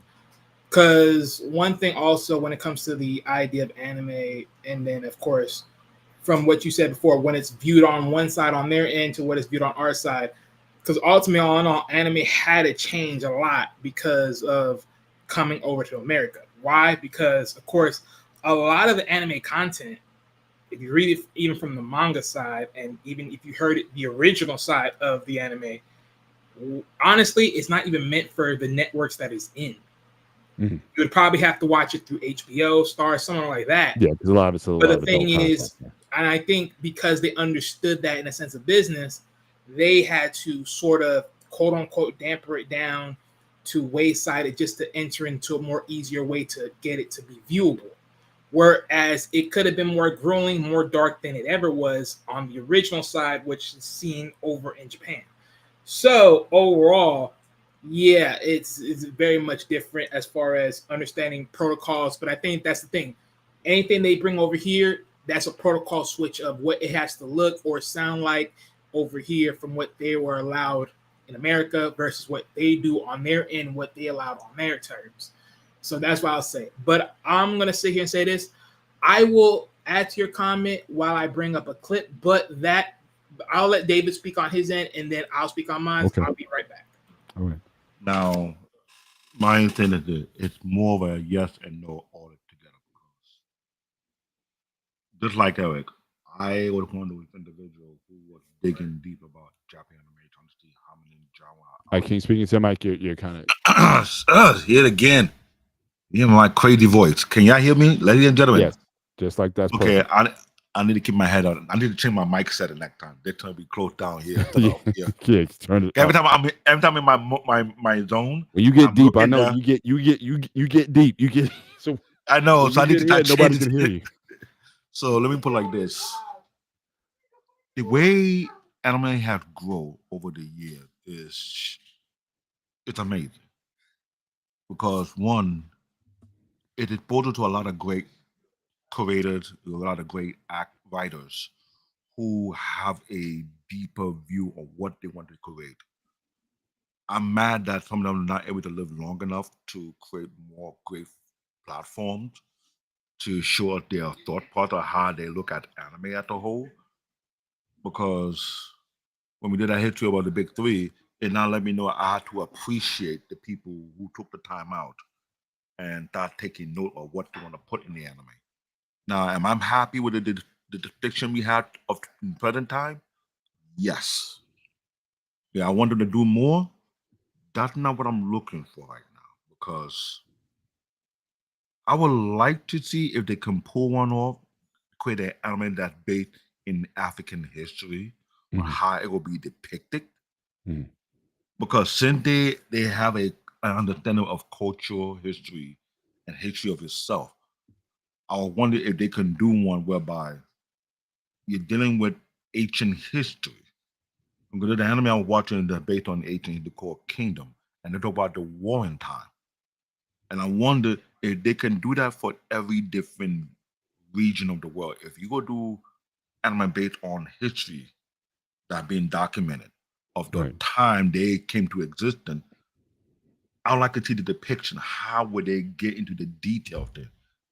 But I guess the question I would have is would they have to do it, or could it be something like what said earlier with the Boondocks? You have creative control Mm-hmm. over what goes into it, the storyline that Mm-hmm. belongs to the whether it be an African American or an African person, a Nigerian American, Mm-hmm. somebody who's interested in that, wanting to tell an honest depiction. But what if you just turn that over to a Japanese animation house and We do let have. them do so? You would get the best of both worlds. You would get the fidelity to the storytelling that you want, but then you Mm-hmm. would also have people who know the craft because they did the same thing. I mean, Transformers the movie, right? That was done Mm-hmm. by Japanese animators, even though Mm-hmm. it was an American production. So wouldn't that be the best match? Like I said, and I wouldn't hold personally Japan or Japanese anime studios responsible to tell that history or to be faithful to it. I'm not asking them to do that. But I am saying, but if for the art form, you could certainly staff with that, or like you said, the African Americans who are there now who are creating their own studio in Japan, if they want to take that on. So I Yeah, so I say the so reason why there's I a asked that. creative side, there's a storytelling side, but then the animation side, I think you have a lot of options there in terms of how you want to have that story depicted. The reason I asked that question because for one, Wally and I have noticed one thing: when it comes to Japan animation, the heckler to detail. Details matters in Japan animation. Mhm. It got to a point whereby if you're not paying attention, you miss it, and that's what I'm aware of because if Eric will do it to us when we start comparing different writers, different art or authors on what their style may look like, then it will be a battle who the best writer, who the best author. And if you start pushing out names, these men are heckler to details. And to do an anime based on African history of what the warring time will look like, I felt like we totally unfair because when they did the anime on Chinese history, you can imagine how much detail they had to stay close to it. So I was like, that would be too much of an unfair task to put on somebody because for one, how many years would it take them to put that together? That's the first thing came to my mind. How much voice actors, and trust me, when I say voice actor, there will be a long list of African Americans from the Yeah. UK, from the US, want to jump on that product real bad and lend their voice. Because we have a production studio that's doing that called Black Sand. Black Sand doing a African anime. And for what I'm hearing, there's more than good 30 big names have joined on that project. When they're going to come out, we don't know yet. They're working on a lot of facts. And I know the guy I've seen some from... clips they show that there's coming. Hold on, let me go look. I've Because seen they said they're coming out. Black Sand had raised a lot of money to produce their own. And I was thinking the guy from Philadelphia, from New Jersey, who have a studio in Japan, they want to jump on board for that type of production, because he jumped on a lot of big name anime that's now on Netflix. Right. So my thing is, a project of that magnitude is going to be big. It's going to take time. That I know. And what we both know about Japanese animators, when I say they're heckler to detail is critical. You can't just put just any anime without paying attention to the small, minute detail that make their anime great as a whole. Right. So me and Wally, when we on our phone, we going back and forth. Best believe we start pointing out a lot of detail that a lot of people don't pay attention to. But sometimes we go too far to the point where, but we're hoping if we can get the anime studio can give us a call and we ask one of their anime, we ask them questions upon the hot seat. Why was this fact here? Why? And maybe we can pick his brain. Because anime production in Japan is not so simple, straightforward. It never has been. It make you want to sit back and appreciate that they take the time to put in the work to the point of their own detriment to their own health. That is a commonality, right? Well, I would tell you, every time we follow a certain anime, it's a track record. These people are killing themselves. Burnout, yeah. For their work. You don't hear that in the US. Who do you know are killing themselves for their work to the point whereby their health deteriorate over time? You barely hear that. But when it comes to Japanese animation, Japanese manga, they take it too serious. It's an artwork. It's about perfection to their own eye. To the point whereby if you never smoke, you start smoking. So you see what I'm saying about they take it a little bit too serious than we would do. So I don't want to put the unfair task of saying, you know what? Let's see they can produce that African anime based on past history. But they're gonna be looking for a history book and start pulling things left and right and trying to figure out how to go put their artwork into production. And believe me when I say it, some anime take them over 3 years to do it. Right. Because they want to make sure it comes out perfect. Now the technology have changed a whole lot over the years. They're the cheap way of doing it, they're the average way of doing it, and they're the high-end way of doing it. Right. If you're not careful, that would be a question I had. We maybe could address later how technology has affected anime in its creation. So, but that's another question for another time. So that's how I looked at it. But I want to take. I would love to do it African, but I want to put that stress on them, knowing that some of them, most of them, taking it too serious to the detriment on their own health, which is ridiculous. Yeah, you're asking a lot of people. Wally? All right, well, you want to take over? All right, so show what I have shared right now. Okay, give me a second. Read Davis before I play this. Okay, read X before I play this. All right, so what you have here today? Yeah. Well, it was going to be during this video. So look, there was a young lady that likes to do cosplays of anime characters, and she recently took her own life because of negative comments, because she's replicating characters that not of the same skin tags. Let's hear this out, and then you'll hear my stance on how I feel about anime in representation. Cosplayer is no longer with us, and it's because of racism. Ashley, who went by the username SquidKid1111, she was a cosplayer that cosplayed anime characters. Some of her cosplays include Nami from One Piece, Ochako from My Hero Academia, Rize from Chainsaw Man, Mao Mao from The Apothecary Diaries, as well as video game characters. Her cosplays are amazing. If we scroll through her page, you guys cannot tell me these aren't good cosplays. But wait, some people will say they aren't good because she's black. Unfortunately, racism is still very much a thing in today's world. Ashley's family made a post announcing the passing of Ashley. They revealed in a recent story post that she received many disgusting racist comments. I'm not going to put the comments on screen, but just know they are disgusting. All these comments built up dark thoughts within Ashley, and she decided to exit the world by her own hands. Something like this should never happen in the anime, gaming, cosplaying community. Fans should be able to cosplay any character that they like, and they shouldn't have to worry about receiving racist comments. We need more people to take a stand and bring awareness to the situation.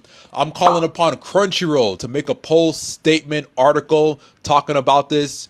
You guys are the biggest anime platform in the world, and this needs to be talked about because it's not okay. Something needs to change. There needs to be a change. Ashley loved anime. Make a post, statement, article talking about this. We don't need something like this ever happening again in the community. No more racist comments. We have creators like Tony Weaver Jr., Trevon the Titan, Seiji Cosplay.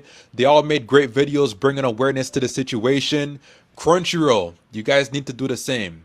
You guys have that influence. Bring awareness to the situation so something like this never happens again. Ashley, may you rest in peace.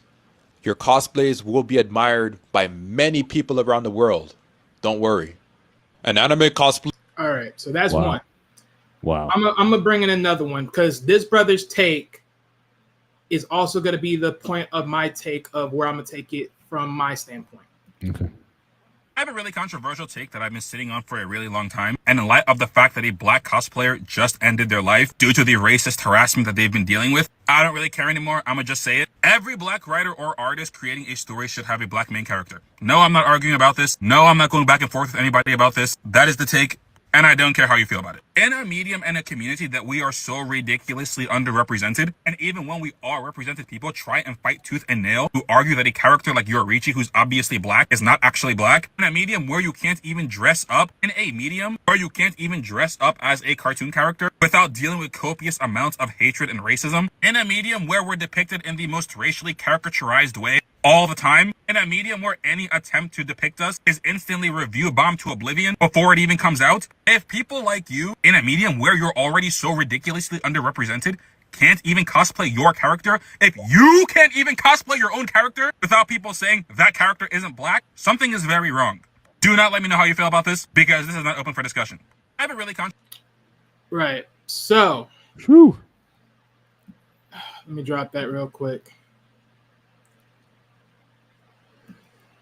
All right, look. So to that whole commentation of what the brother said, right? He says if you are a black content creator of any sorts that are into writing books or anything else of that nature, I'm gonna sit here and tell you this point. He said every character you have, every character you design needs to be a black character. Here's the sad point, though. That ain't saving nobody. That ain't gonna save you. What the fuck that gonna do for you? Everyone in this world wants someone to relate to. Someone wants to be visually sent. Someone wants to be everything. I'm sorry to say this, but for me, do I need representation in anime? No. I ain't chasing it. I ain't trying to find it. I ain't. And why? Because at the end of the damn day, these characters are just that. I guarantee you today, if someone told me, if you are a black person that is into anime, what anime character relates to you? Almost any of them. You can literally choose any of them. Because of the story, the background, everything. It don't care what skin text you freaking have. But when you listen to their story, you see that upbringing, you see everything, you know that relates to you, no matter what the skin text, no matter what origins you come from, you relate to it. That is the biggest impact of anime. Being able to look at somebody and say, you know what, I can literally connect to this because that's what's been done to us in the same context. Even though we're in different visuals, but that's been the same thing that's been done to us. Whatever. And I know you're going to sit here and say it's more impactful if it's more you itself, but overall, I just don't need it. Because again, even when you get it, are you going to even be seen at a high rate? Because let's talk about it from a comic book standpoint. Name me a black comic character. That's been nice. That looks great. That looks awesome. And yet You get him. They put him on TV finally, and he's not ultimately what he was supposed to be. One perfect depiction, Black Panther. He was close to everything he was, but you didn't give him everything. Why not? Sell it how you want it. We will never get Blue Marvel from Marvels. Why not? Sell it how you want it. We get Static Shock. Good old kid in a neighborhood, in a rough neighborhood, but you know, growing up, everything else, cool. You get the comics, you see the comics, everything else. He was in the Batman Beyond, but you will never get him in prime time. Knowing he's a teenager, he reflects back to the youth. But why not? Why we won't push that TV series? You tell me. You will get representation and you will get it only to love it, and then it will never be there anyways. A lot of people can say IPs, a lot of people can say all these other things and all these other notions. Sell it to me however you want to. But my thing is this. If you can repeat Batman, you can repeat Superman, you can repeat all your important top characters, and they are your important top characters, I'll give it to them. You can repeat it all the time. You put so much dedication into repeating those characters, but you can't put dedication to people that you end up making or you end up buying from somebody else. Make it make sense. There is no value in actually having representation because at the end of the day, no one's going to push it. No one's going to push it. No one's really going to push you the way you're going to push you. No one is. And the reality of that matter, you're not going to ever get it. That's why I sit here and say this. I'm not pushing for DC to motherfucking make more black characters important. I'm not going to freaking go to Marvel and say push more black characters to make me feel important because I already know what it's time it is. You got Superman, and most people say based upon Superman's powers. Hold up, wait a minute now. Well, huh? His powers, what? He gets his power from the sun. Huh? But in real life, make it make sense to me. Because we all know if one of us were to live and be in the sun rays, who can stand it and who has to walk away? Again, pick your shoot, pick your standpoint. It is what it is. But for me, I don't need character depiction. I just don't. Because I'm better off understanding one thing only. I am someone that is able to relate to people. I don't make it a coloration thing or, you know, an identity face-to-face thing. I'm about connecting. Because again, that's the main thing. Because if anything, we ask anybody in this world, if there's something you sit here for, right? We always trying to fight the idea of being picked on from the sense of race or the race wars or the classism wars, how people are looked and perceived because of where they come from or the ilk of their skin. This is a big problem that we have. And I get it. It's like it seems so unfair. Why are we not being given a place to be in the world as if we can't do no good? Why are we not in a position to do these things? Why are we not in a position to be a hero in one of these animes one way or another? Why are we not in that image? Why does it take someone that has the money or has the equivalence to do something like that or connect with someone and then they do it for us? But that's the thing. Certain people do it if they want to. And that's the thing. That's depending on the people. I can't push you to do something because that's not you. Say it again, Jay.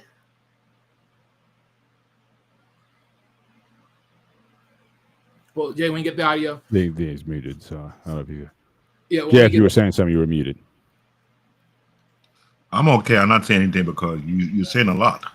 Well, yeah. But I just want to make sure, Jay, can you stop? Let me know. So make sure your audio right. Jay, can you hear us? Can you hear us? It's on your end, I think. It's on your end. I don't know what it is. Yeah, I think so he can't hear us. Yeah, he muted himself. All right. Jay, figure that out, man. Figure that out. But that's just my thing, right? And again, I personally, again, from a standpoint of that young lady, that cosplay characters that she loved to emulate and everything else, that had nothing to do with nothing more. of just simply wearing a costume of somebody that is in a TV series. But you now want to come and tag somebody just because they don't fit the image of said character. Miss me with it. Miss me. Because guess what? If I wanted to freaking wear Piccolo, you're going to come for me too for just because of that? Piccolo's green. What the freak you gonna tell me? Nothing. Well, they're going to start a new problem.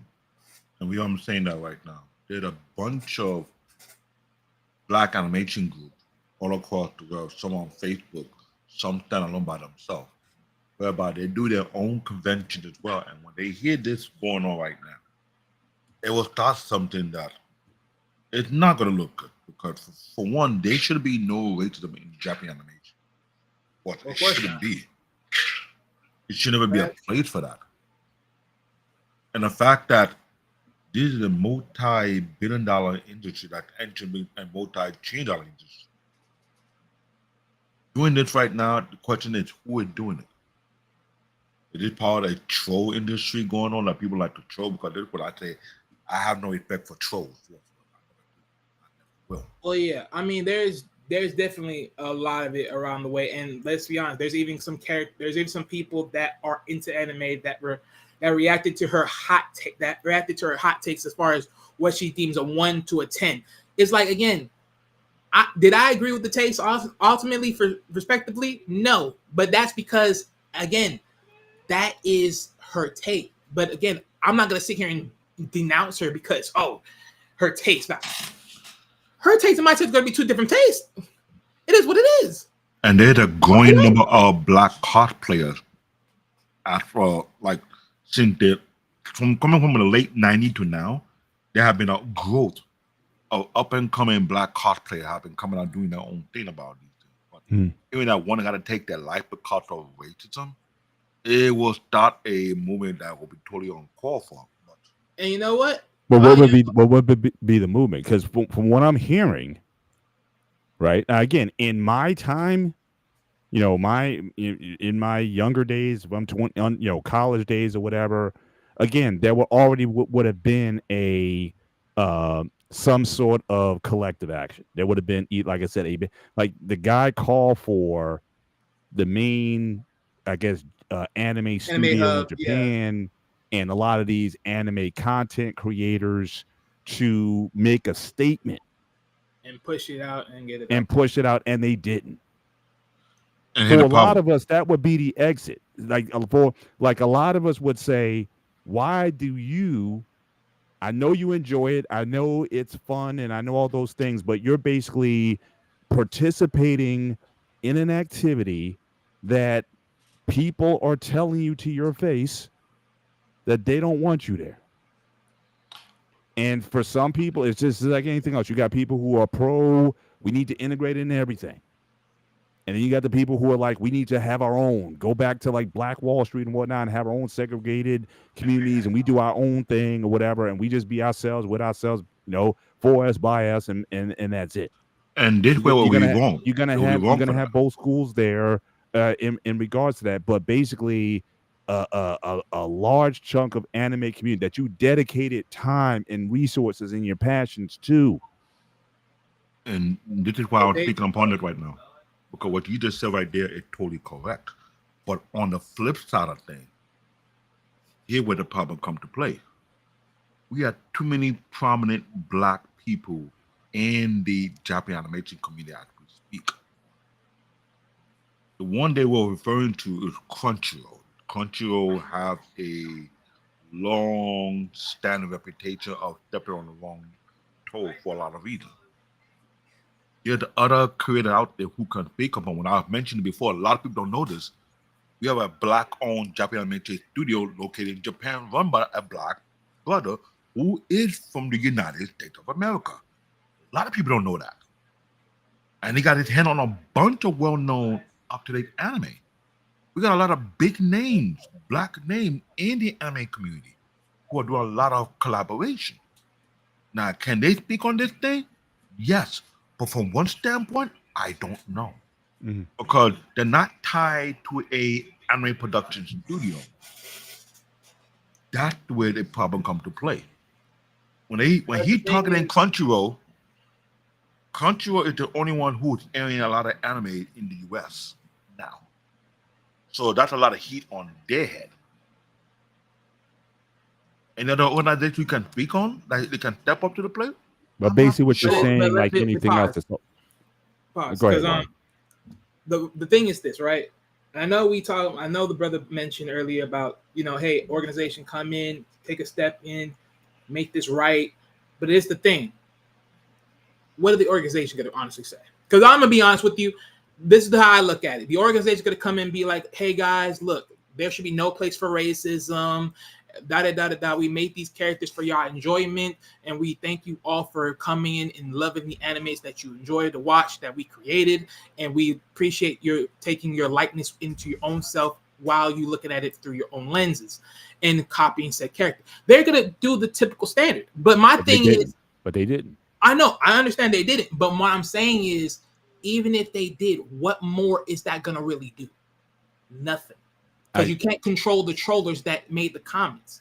And even if you attack the controllers and say, hey, nerf them, delete their comment, get them out of there. All I'm saying is this. At the end of the day, it shouldn't ever come to that point where people make that statement. The problem is, what far more do we do? Because even if then these people are making comments on the internet, are they showing their face? Do we know who they are? Do we know what they look like? Can we come for them? And how far do we go? How far do we go with these people that are making these targets? Because unless you're telling me we're going to search these people, hunt them down, and lock them in prison, then there's nothing more you really can ask for. I'm being honest. I got you. Now, what you just said, you can apply to all kinds of things in life, right? We can ask the question, what good does an apology do? But does that mean you do not offer the apology? You can take that into politics. You can take that into any segment. I remember a few years ago, the NRA refused to speak up when Philando Castile, who was an NRA card-carrying member, and these guys are always hyping up. It's your First Amendment, Second Amendment right to have a firearm and all that, and they were all, on arms.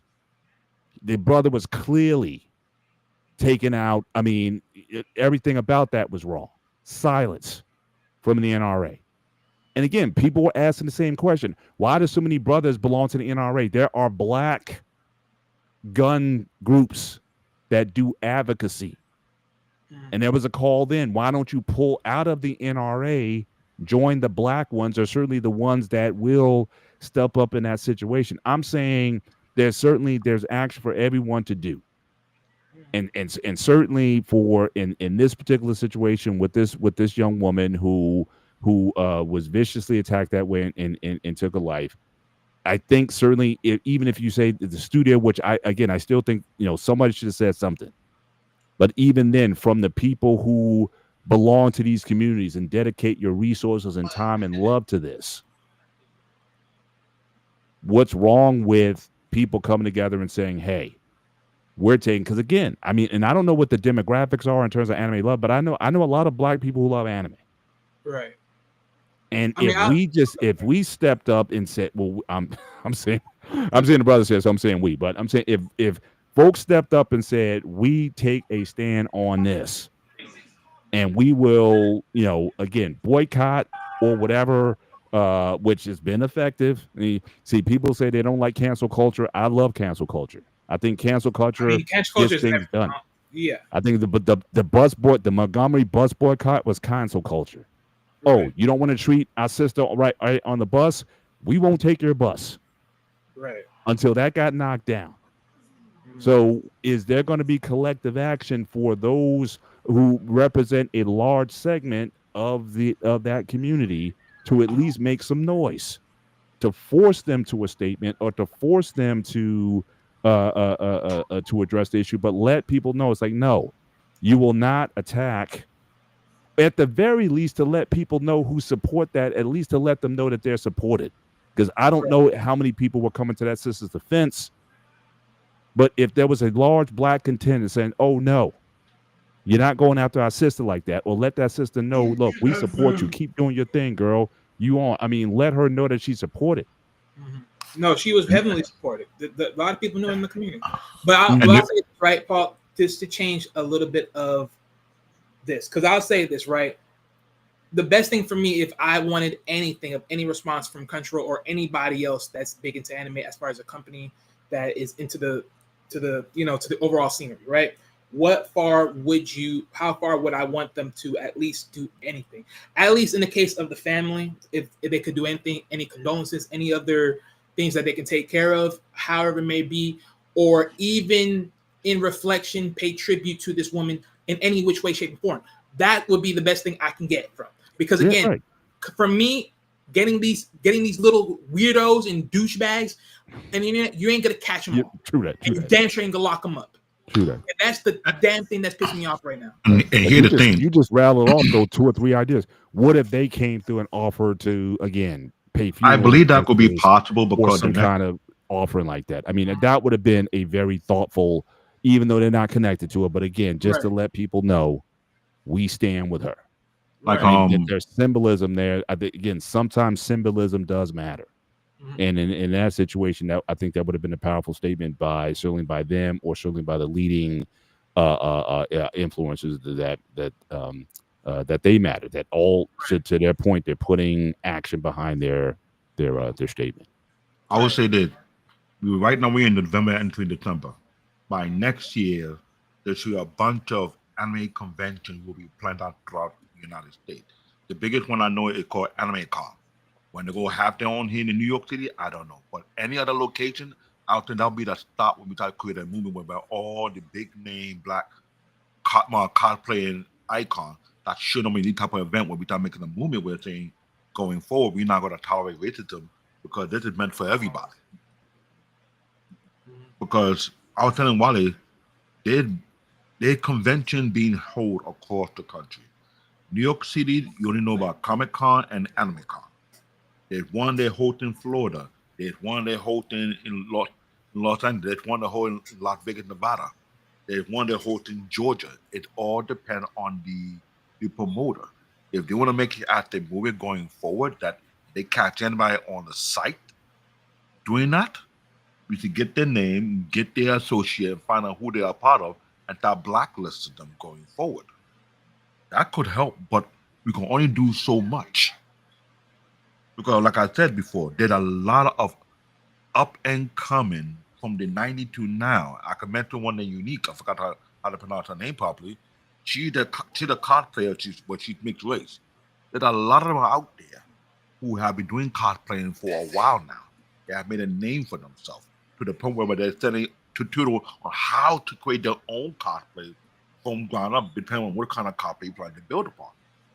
Now, that one, Wally the one that brought that news to me about a couple of weeks ago, and I find it very, very strange why that happened. But I also knew to deal with that factor, it would take a lot of us to make it clear going forward. Like if anytime we do our content, like this content right here, for example, that we are speaking upon it, if someone caught on or be speaking about this one and they carry on to the next thing you know, if you know you have connection to any promoter of any future event, have it whereby you going forward, you will put it down. You will start putting a movement whereby we're not going to allow this such racism within the anime community, which should never be. Right. But the thing is, and this is like sort of like the heart wrenching part within communities overall, right? Yeah. To a point where, like you said, Paul, right? There's one group, but then now we have to make a black edition group just because of how certain situations were done and everything else. And this is the thing that really, really grinds my gears. Is like every sometimes, like when we talk about human rights, it's just human rights, right? You're not putting a very indicator on quote unquote skin text. But now when you hear that, in certain places where some people will say, oh, well, blacks are like 3/5 of a human, or however they want to consider however they worded that statement. But that is very, very distasteful. And it's like, again, it's like saying, well, who really has rights? Because apparently you're trying to isolate who has it and who don't. And that, in a sense, is saying to yourself, like, we always got to have something of our own. We always got to have something of our own. It's like there is no respect across the board. And if that's going to be the case, My thing is when seeing anime and seeing that, yeah, anime has grown to the point that it's starting to show different characters and start showing different initially. Basically, what I'm saying is starting to show people from different regions, nationalities, and everything else, and different culture values and different culture sceneries. But to that point, is like if you're gonna do that, are you pretty much like you asked before? Are you opening the door for more love and more appreciation, more people to come in and more people get involved?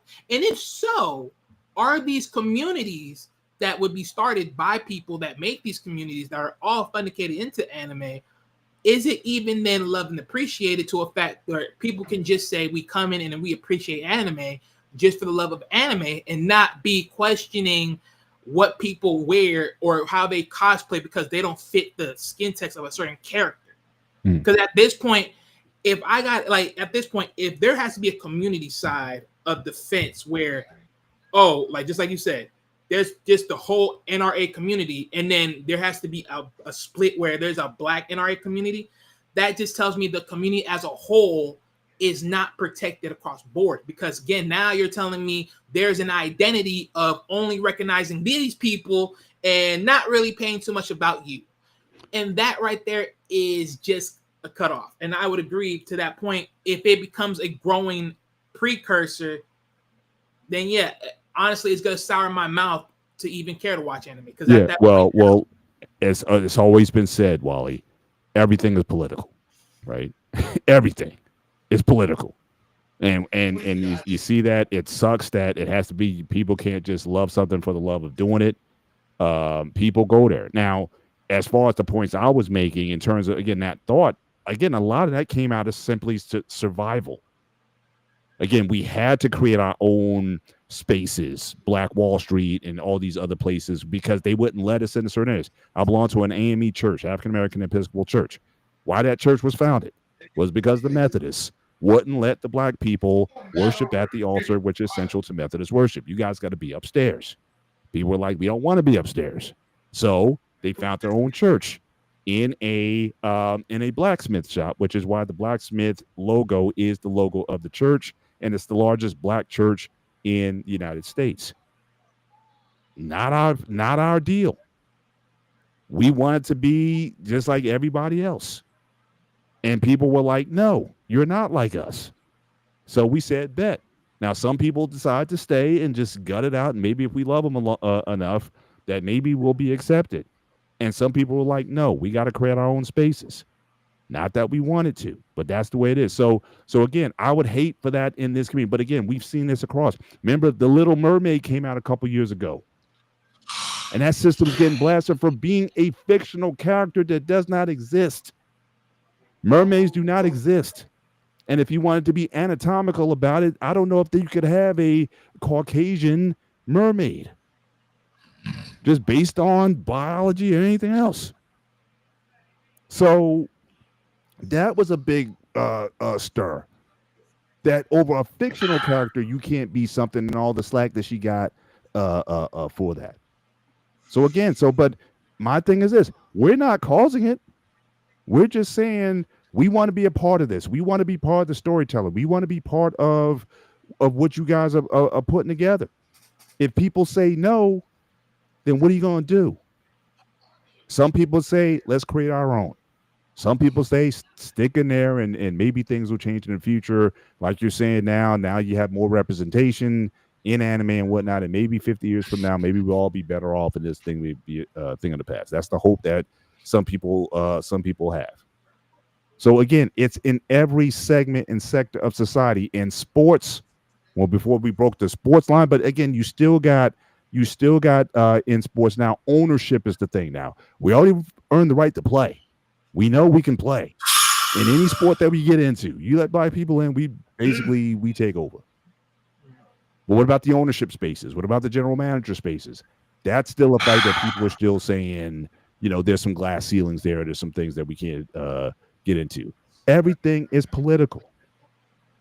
And in this space here, anime is not going to be, especially as it continues to grow as a global product that is attracting people from all over. And if you go to Comic-Con, like I had the pleasure to do, and meet with certainly with David and those guys. I mean, you see it. It's everybody is it's a community of itself. It's like if you never knew such a thing existed, you'd be blown away by the diversity, by the just the joy that's there. But again, there are some things that may need to be addressed.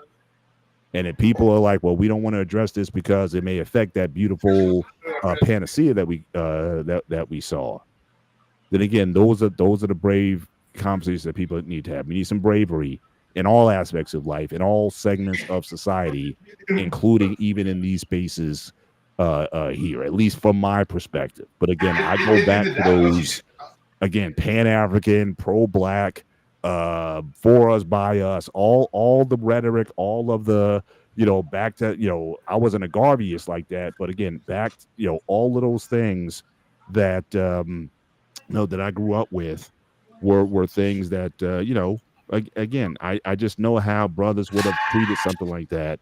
And a lot of us, even back then, we were into, like I said, the anime that we did get, Battle of Planets, Speed Racer, Gigantor, and all those, Star Blazers. We were all fans of that stuff.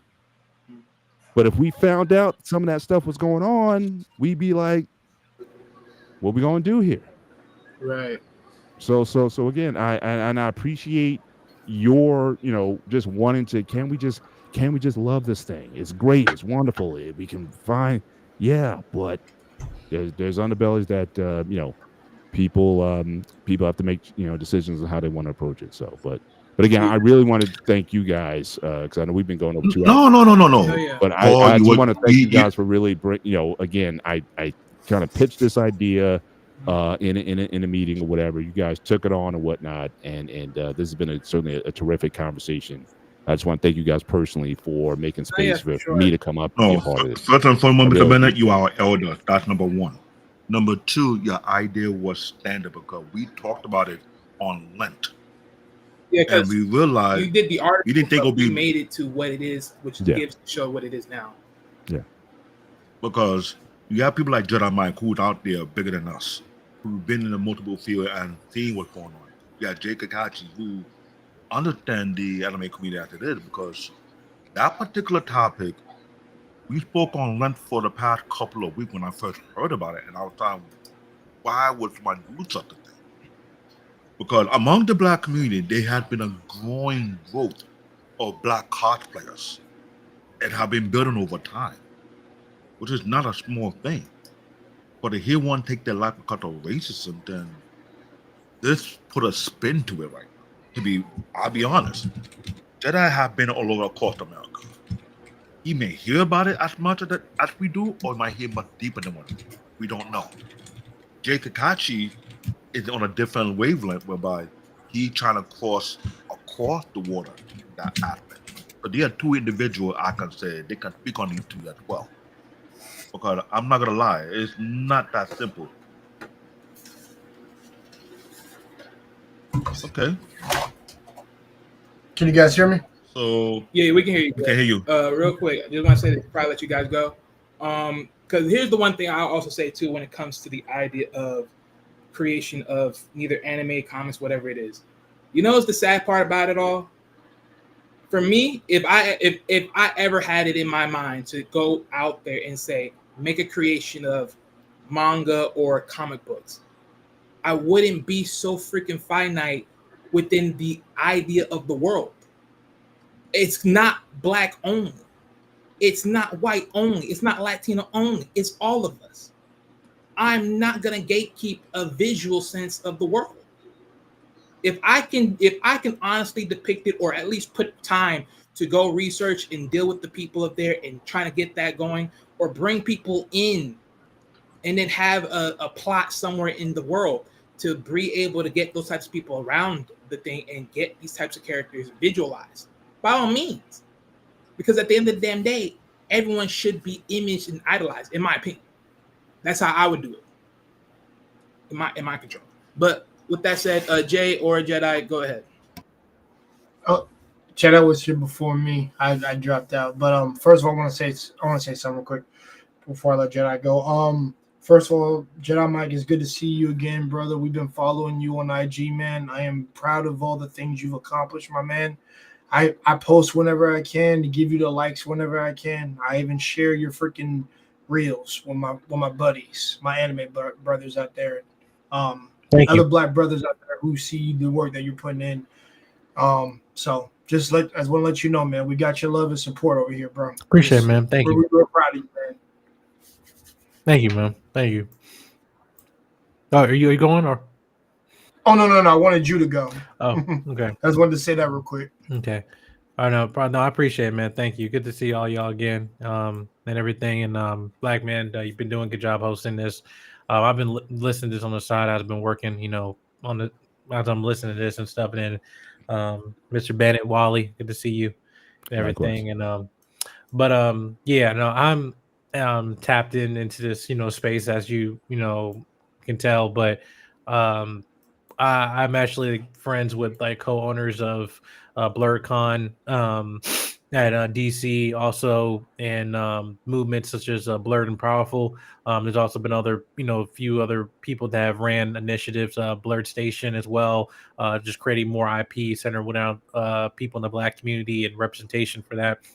And also like certain popular Black cosplayers you might know, Hellspawn, other people, etc. Yeah, that's Demetrius. Like, he's my buddy. But and when the young lady, unfortunately, when she took her life and everything, it just sparked a bigger conversation that we've been meaning to have in this space about this kind of shift of this ethnic cleansing that's been kind of going around, or this narrative that's been happening subconsciously, throughout this past few years, especially whether the administration with the rise of conservatism and everything like that kind of heighten everything up. I made a video about, I think it was it last year, about race swapping, because I'm one of the people where I do believe in terms of having original Black characters and being represented. And then when it comes to race swapping, I was more coming across of the industry perspective of why they race swap. Why make Mary Jane Black? Why will you do that? Why will you make this certain character Black? Right. And because for me, I know there's a myriad of Black characters in anime, in comics, whatever, don't get no time in the sun, and think, okay, well, let me use a character that's probably intended for a white person and make them Black for sake of mass appeal or whatever, or do something original. I believe in ownership and having stake, and I feel that you have a Black character that's for us, and then us having the opportunity to represent that, on the screens, whatever, live action, whatever, then that'd be great, because that's ownership. If I look at, wow, look at all the Black characters, and all of them been race swap, I'm like, there is no Black characters. I can look at Iris West. No, that's a Black woman playing a white woman character in comics, because she hasn't been Black in the comics ever. And what I'm a proponent of is having lasting representation. That if you're going to go and change a character race, whatever, then you should make sure that you change it in manga, change it in animation, everything, and say, like, okay, now when I think of this character, I think he's Black. I see him as Black. That's why with Wally West, when they made him Black, whatever, he's Black in the comics. New Teen Titans, yet, and they made two separate characters, whatever. I understand that, but lasting representation. We're talking about in the state of cosplaying when it comes to the young lady, that this representation of fandom is celebrating the community, the culture about these characters and what they mean to us, right? And that transcends to a lot of different people in different communities. Is that whether if I'm loving Naruto, quote unquote, white character or Asian character, I'm like, there's never gonna be a Black Naruto. But all of us doing the Naruto run in elementary school. If you haven't done it, you lying. Are we imposter? Trying to take of a character, or are we just celebrating that fandom that kind of bring us together, or something we love, right? And not only that, when it comes to gatekeeping as well, when we having spaces to show representation, there's also a level of responsibility we need to have, i.e., making sure you're checking the comment section, making sure you're not having people come in there and trying to not only because of their comments, but just of being complacent, allowing, well, we're in the world of free speech, whatever, and they can say whatever they want. But by doing that, you're also leaving the floodgates of people to just come in and just go and target, which is surface level hiding their racism. With the young lady, it was a photographer who've had her pictures and everything, and it was on his page that everybody was going at this young lady, and he was the one taking the pictures. It was on his page. He didn't delete the comments. To me, I feel he has a level of responsibility for that. When it comes with any type of criticism or pushback or something like that, having criticism is one thing, but to kind of take it too far of you making this about the person, making this personal, that's where you cross the line. And then we've been seeing an overwhelming lack of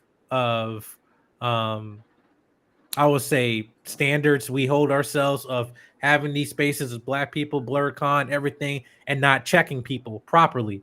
We're just being like, okay, well, we just go along, get along. Like, no. There needs to be a cultural shift of us, quote unquote, standing on business and knowing that, hey, when you come into space, this is how you're not supposed to be. If the whole conversation about what women in cosplay, about that whole conversation about, hey, about consent and how they're dressing and everything like that, we have those types of conversations, then the same thing comes when we have people, Black cosplayers, representing characters, and then we have a lot of racism coming through and not being checked at all. That's an issue, and I'm talking about from a administrative level, like people that are owning these conventions, owning the PR and everything like that. If you're saying that you're not just using the sake of representation as a slogan, that should not just and then saying that this is a safe space, this is a slogan for some people. Even when they're running these shows and mangas and everything like that, again, they're just like, we know how this community, what we have experienced as a fandom for years, for decades. We thought that, us liking anime or some comic book with some white boy stuff, that's been a joke back in the day, and it's like, no, it's not. It's for all of us. But we've been in unrepresentative community, and now we're subtly growing. Anime is growing, the highest it's ever been. Right, it ain't going nowhere. But because we are reaching this new plateau of social awareness to the mass market, there gotta come a line where we have to understand, like, hey, listen, when people are going to be coming and looking at diverse characters, and it's here comes the wokeness, here comes the DEI, here comes all that stuff, all the isms. We have to make sure we have a standard of how we're protecting this space from a foundation level, was always been about community. So I think some of the guys, the points that you were bringing up here were very strong, but I understand just from people I've been in contact with that this has been a lingering conversation, and enough's enough. So Jed, I appreciate your comments. If I understood correctly, it almost sounded like you were almost like a 5-point checklist of what needs to be done. So one, you talked about content creators and the comments that are taking place in their platforms. They need to police that a lot better to remove that content and just not let it, and just don't stand on free speech. But again, people need to get checked, and certain content shouldn't be allowed. The last one that you mentioned, though, was a little, I wasn't quite sure where you were going with that last point. Are you saying at the cosplay conventions or whatever, or maybe that's something that maybe you might want to flesh out to have, okay, so to present BlurCon, like a 5-point, this needs to happen, especially in the spaces we occupy, like you said, the Black conventions and whatnot. This is what we stand on. So if you might want to build that as a something in the future. But I like where you were going with that. One of my friends who are co-owners of the BlurCon, and then also here in DC as well, is that from an administrative level, that you having you're fully establishing rules and policies in place in terms of protecting and creating a quote unquote safe space for this for these events as they're going along, and on a national level, right?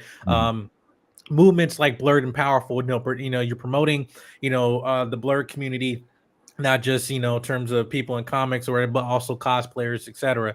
But when it comes to how we have these conventions, we have to understand that there's also a floodway of pushback of social media, again going back into the influencers, of people trying to go into these spaces and try to create some type of uproar for the sake of content and for the sake of getting views and everything, or just to stir the pot or Yeah. poke the bear, right? Yeah. So that's where, I mean, in terms of establishing the people that who is invited, who comes into these spaces, and even though you're making it open to the mass public, again, it does invite that the risk of people just going there, just find opportunity just to destroy everything, and that's what I meant on a administrative level of make sure you're establishing policies to protecting people and protecting people going to these events and everything, making sure they're having a good time. But yeah, but also just in terms of you making sure your morals and principles are being laid out and also explained to the mass public. I love that. Love that. Appreciate that. Yeah. Jay, you're next. I don't know how much I miss. This was one of the talks I had with my friend when it came to the Black sister who cosplays specifically. We had a conversation on this, and there was something I came to realize when we were having that conversation, because we actually it was literally last night, and I want to point something out. You hear this from me first before I make my statement. I do not endorse the comments that were said about her specifically, that I need to freaking see it and journey. Like, it's not cool to freaking bombard somebody. Like, the loss of life, I'm not a fan of that. I've never been a fan of that, taking your life away because of what people say, particularly. And I want to point something out. There's a difference between saying something to you that can hurt you and then something that is like bullying, which is like, we're going to KILLU. Yes, that's bullying. Then that, but being critiqued or being analyzed of any kind, if you're a cosplayer of any kind, when you get into that, when you jump into that particular type of scene, you gotta understand there are such thing as called elitists, people who like the characters of how they actually look. Chun-Li is not black; she is Asian. She's not supposed to look fat. She's supposed to look hot and athletically toned. And the form of gatekeeping that I know of is like, just do my girl justice, because we fell in love with that character and things of that nature. But also I understand on the other end that people should be allowed to cosplay the characters that they want to cosplay as. So let me say this. There's a black character in Bleach called Tosin, and CBN knows what I'm talking about. He is a black character with dreadlocks. Purple dreadlocks. He's blind. And I haven't run into anybody who's like of a different ethnicity cosplay him particularly. It's always been particularly black people that I know who cosplay him very well. Now, the only thing they're going to be graded on is, do you look like the character? And more than that, like, brother, you got the dreadlocks. Okay, bro, you got the look. You got such and such. You're representing us very well. Well, you're representing the character very well, and you're representing us because he is black representation. Because he is a black man. He is a blind black man. And more often than not, it'll just be a string of comments that'll be like, well, you could have fixed this and that. And like I said, there's one thing that's critiquing. There's such thing as a compliment, and then there's comments, and then there's, like I said, then there's straight bullying to the point where it's like, okay, this is out of line. You should not be doing this. I don't give a damn who you are. Anime, cosplay, all this stuff, it's for all of us to enjoy and listen to, all of us to represent, express ourselves as a form of expression for us. I've been following anime since I was freaking 9 to 10 years old, bro. And there are a lot of black characters I could cosplay now because there are a lot out there, like I said. Now for her particularly, I've seen what she cosplayed, and her cosplays are on point. Particularly, she wasn't overweight in any time, particularly in some things she wore. But I do want to say this to people out there. I suggest that you be respectful in the comments of somebody. Like I said, you can critique and do all of that, but do not be out there bullying somebody like just because you feel some type of way. And I'm like, and here's what I mean. I want to let a nigga walk. Oh, somebody in the background talking. I'm sorry, I couldn't hear anybody. Oh, okay. But like I said, I run into these things a lot of times when I run into these comments. That's why I'm rarely on Twitter. I'm rarely on IG, and I'm only there for my man, support my man Jerry Mike whenever he posts something, good movies and things like that. But because some of the social media stuff is like really toxic. I shouldn't say some of it. All of it's really toxic at a certain point. Whether you're running a YouTube channel, whether you're running a Twitter, whether you're running an IG, doesn't matter. Like I said, you will get your teeth on anything that you post, and the most of the consensus is, well, this is my business because you posted it online. It's for everybody to see, so you have to understand that comes with it regardless. But I want to say something to everybody who out there who cosplays too. Listen, don't let anybody's comments get to you. You keep cosplaying what you want, and make sure you have fun doing it, because like I said, we're all here to enjoy the things we love, the things we like. I'm not here gatekeeping, or I'm not running in damage control for most of the stuff. But when it comes to my No, you don't believe me. It's like the evidence is like right there. Someone's mic. Can someone use someone's mic? Is that my mic? Not my fault. Yeah, because I don't have anything playing in the background. Just me, just making sure my IG's not playing anything. I gotta close that. Yeah, but like I said, it's a sense of urgency right now. Like I said, because I remember I was in college. Because I want to tell you all this quick story. Because I told Wally when he told me the topic that was going to be brought this Friday, and I told him this was literally 2011 or 2012. I was in college, and guess what? I had heard a story of some kid in a different country had self-deleted himself because a character had died. And you know what and I'm going to be very direct when I say this. You know what I heard, like what came to my mind when I thought that? First of all, the loss of life, that's freaking terrible. I don't know, like, that's just terrible. Well, why would you take your life over a character actually dying? And the thing is, I understand these characters have representations and emotionally they matter to us and things like that, like T'Challa and all these other characters. But I'm going to say this. I told myself I have no sympathy for somebody who is self-obsessed with stuff like that. And to me, that goes to a deeper issue. I'm like, maybe he connected to that story on a personal level. You can say all these things, but there's no reason to take your life over something like that. As simple as that. Because, like I said, whatever you may have been going through, I don't think, like I said, I think it was more of his parents not being in his life. That's what I personally think. And also, he connected to this story so deeply in the way that a character that he connected with, he wanted to be in a symbiotic relationship with that character, and he ended up taking off, forfeiting his future.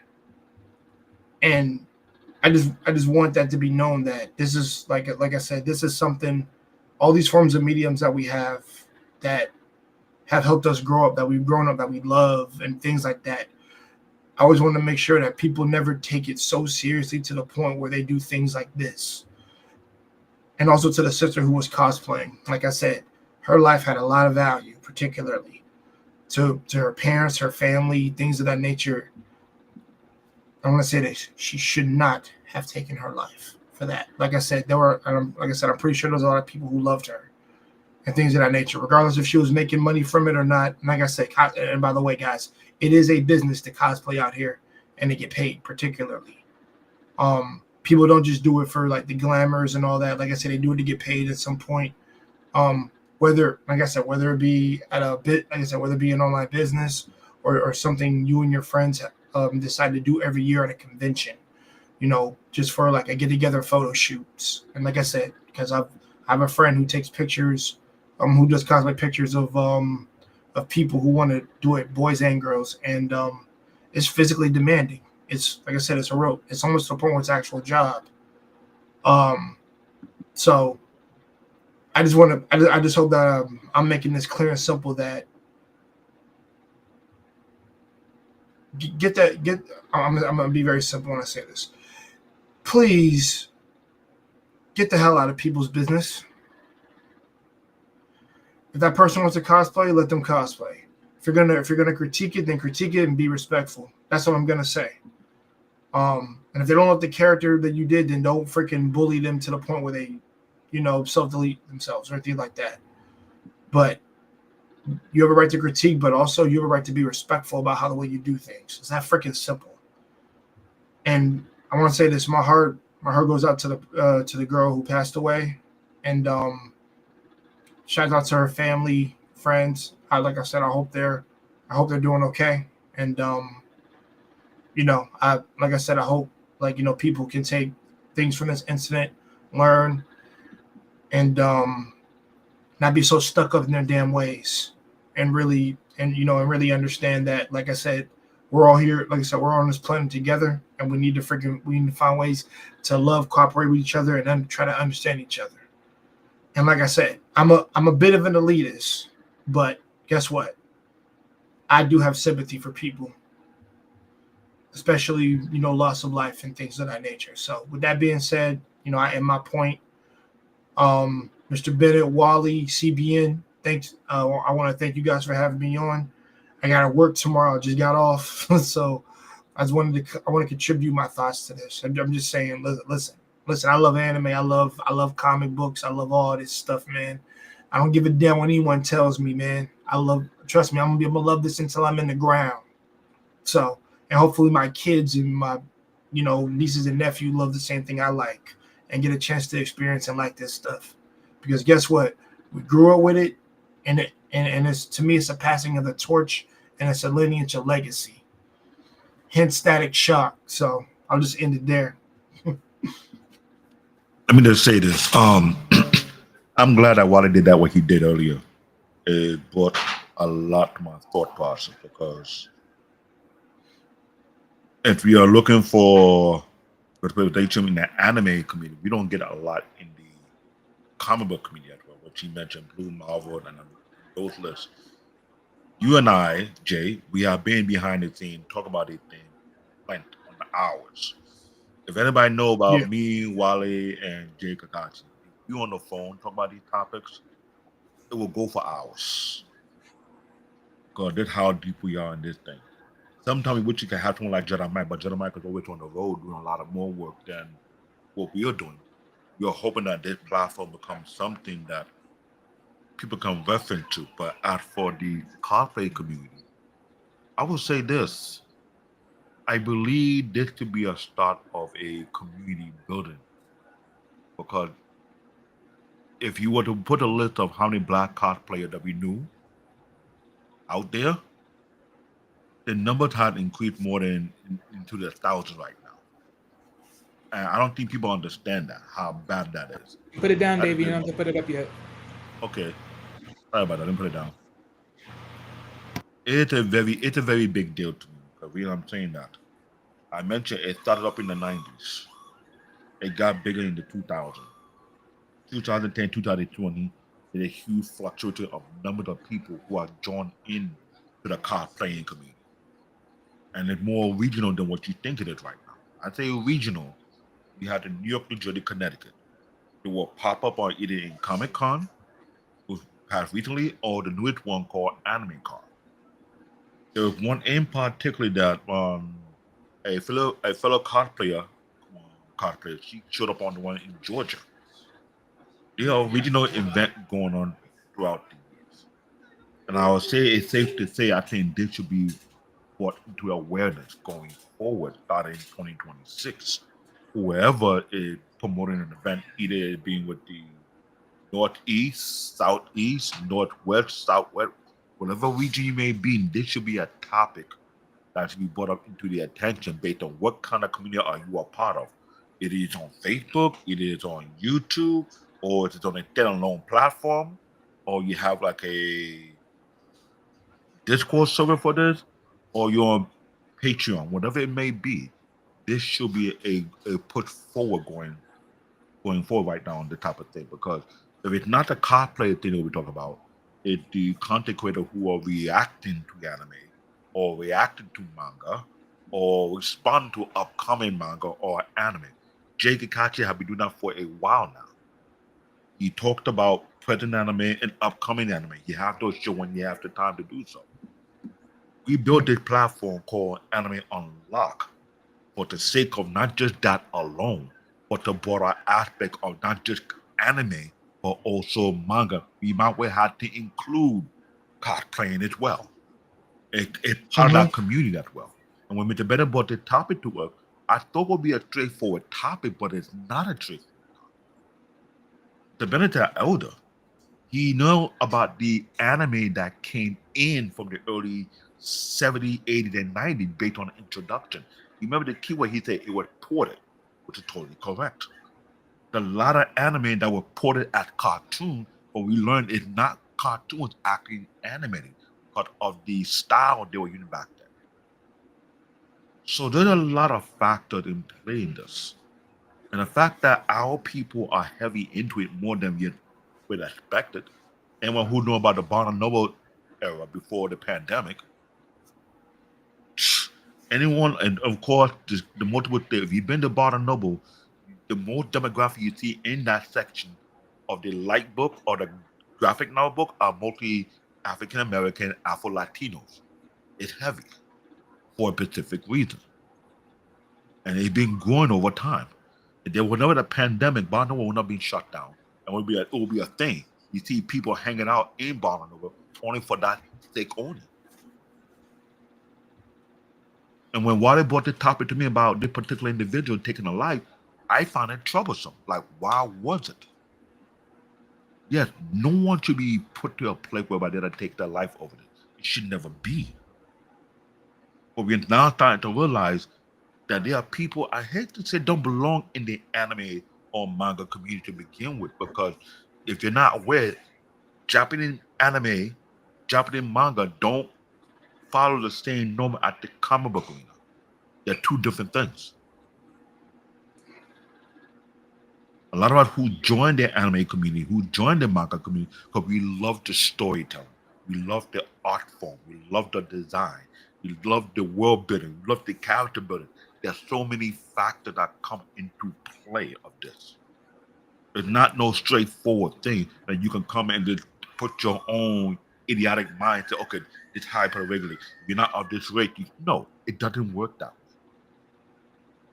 And I mentioned Black Sand have a lot of big name on their own anime product they're working on for the past couple of years. I knew of Black Sand since the early 2000s. I didn't know it would get this big because they dream big. And they got a lot of names joining into this thing. So this topic is not a straightforward, no simple topic, the way I'm looking at it right now. It's something that we will touch again in a few months from now, maybe by January or February. We don't know. But we do know it will become a talk. Either Jay carry on the conversation, or Jedi might take it even further because the people he networked with. It will become a thing. Wally and I will continue to hold it down here as much as we can based on the topic that come across us. And we do hope to bring other well-known content creators in the community who understand anime, who understand manga and book and cosplay, might want to come on and give their contribution to the conversation. This is something very unusual. I'm not gonna lie, I still don't feel comfortable knowing that I took their life over this. It don't feel right. But coming from Wale's point of view, there was no point waiting to see that on the comic book side of it. But I was ready done with that. He mentioned character that I didn't want to speak of, and when he brought it up, I was like, you know what? He have a valid argument. He got a valid point. Yeah, I've got to a point whereby you almost don't care anymore. A lot of people who are comic book fan left the comic book arena to join the manga arena, and they enjoy what they see there. Are they acting for reputation? Mostly, no. But they can relate to that more than they relate to the comic books. This has been made crystal clear. So we are not fighting for this. We have our elder Mr. Bennett who have known about the anime part since the early 70s, early 80s. His viewpoint will be different from our young generation viewpoint. Not just our viewpoint, the one coming behind us, Jeremiah A group might be completely different from our viewpoint as well. That is something that we all have to understand. You know what? There are different generations, there are different approach to this thing. And how we deal with the topic depends on how we pass it down to the next generation. But while the standpoint is heavy, I'm not gonna lie. We have done this several times, multiple occasions on the comic book side of things. And we got no feedback behind that. This is why we did a mass exodus of comic book lovers walking away from comic book, going to anime. So I would say that as someone who is passionate, I'm an African, I'm a Nigerian. I'm hearing that the anime is now stretching forward into the African region more than expected. So I'm hoping that this content reach out over there. And if you have a critique about it, please leave your comment. Right. I ask for critique because I want to know if we hit the topic wrong or right. Remember you call the show Anime Unlock? No, anime is safe. You do great. We say we do great. If we do bad, we will criticize you. It's also applied to manga. Now, if we were to doing a show about cosplaying, we might well do that and be critique about it objectively. But we're not going to go to the point whereby you're beating down somebody based on race. I'm not going to tolerate on this show. I may not be around. I may be sick while I may take over. But if I hear anybody try that, I will say this. This makes sure I don't know your address. I may be scrolling to the wall, start banging on your ceiling. I'm like, okay, what's going on? Well, this is not needed. I got young kids who love animes. Jedi know people who love it. JTK know people that love it. While it does, while it's in Florida, so it's not going to be a surprising thing that people try to hush up about their love for anime. Shout out What We Know podcast. He said it. He was the undercover who like anime, but because of the street credit, you want to brought it out. DJ Hemp is another individual who had to play sport jock, but he loved anime. And may have a broad reach for a lot of people for a lot of different purposes. But it doesn't mean anyone to come in and start being racial about it. So, Mr. Bennett, I thank you for this topic. I didn't think it would be this big of a deal until I had to hear that information that took place. And just to put this in context, ladies and gentlemen, when we thought of this idea, when Paul Bennett brought this to us, this death happened right after the fact. This concept, I had no idea. Right, and that's the thing. That's the fucked up thing about it. You brung it up to us. We made the title, and then boom, this is what happens.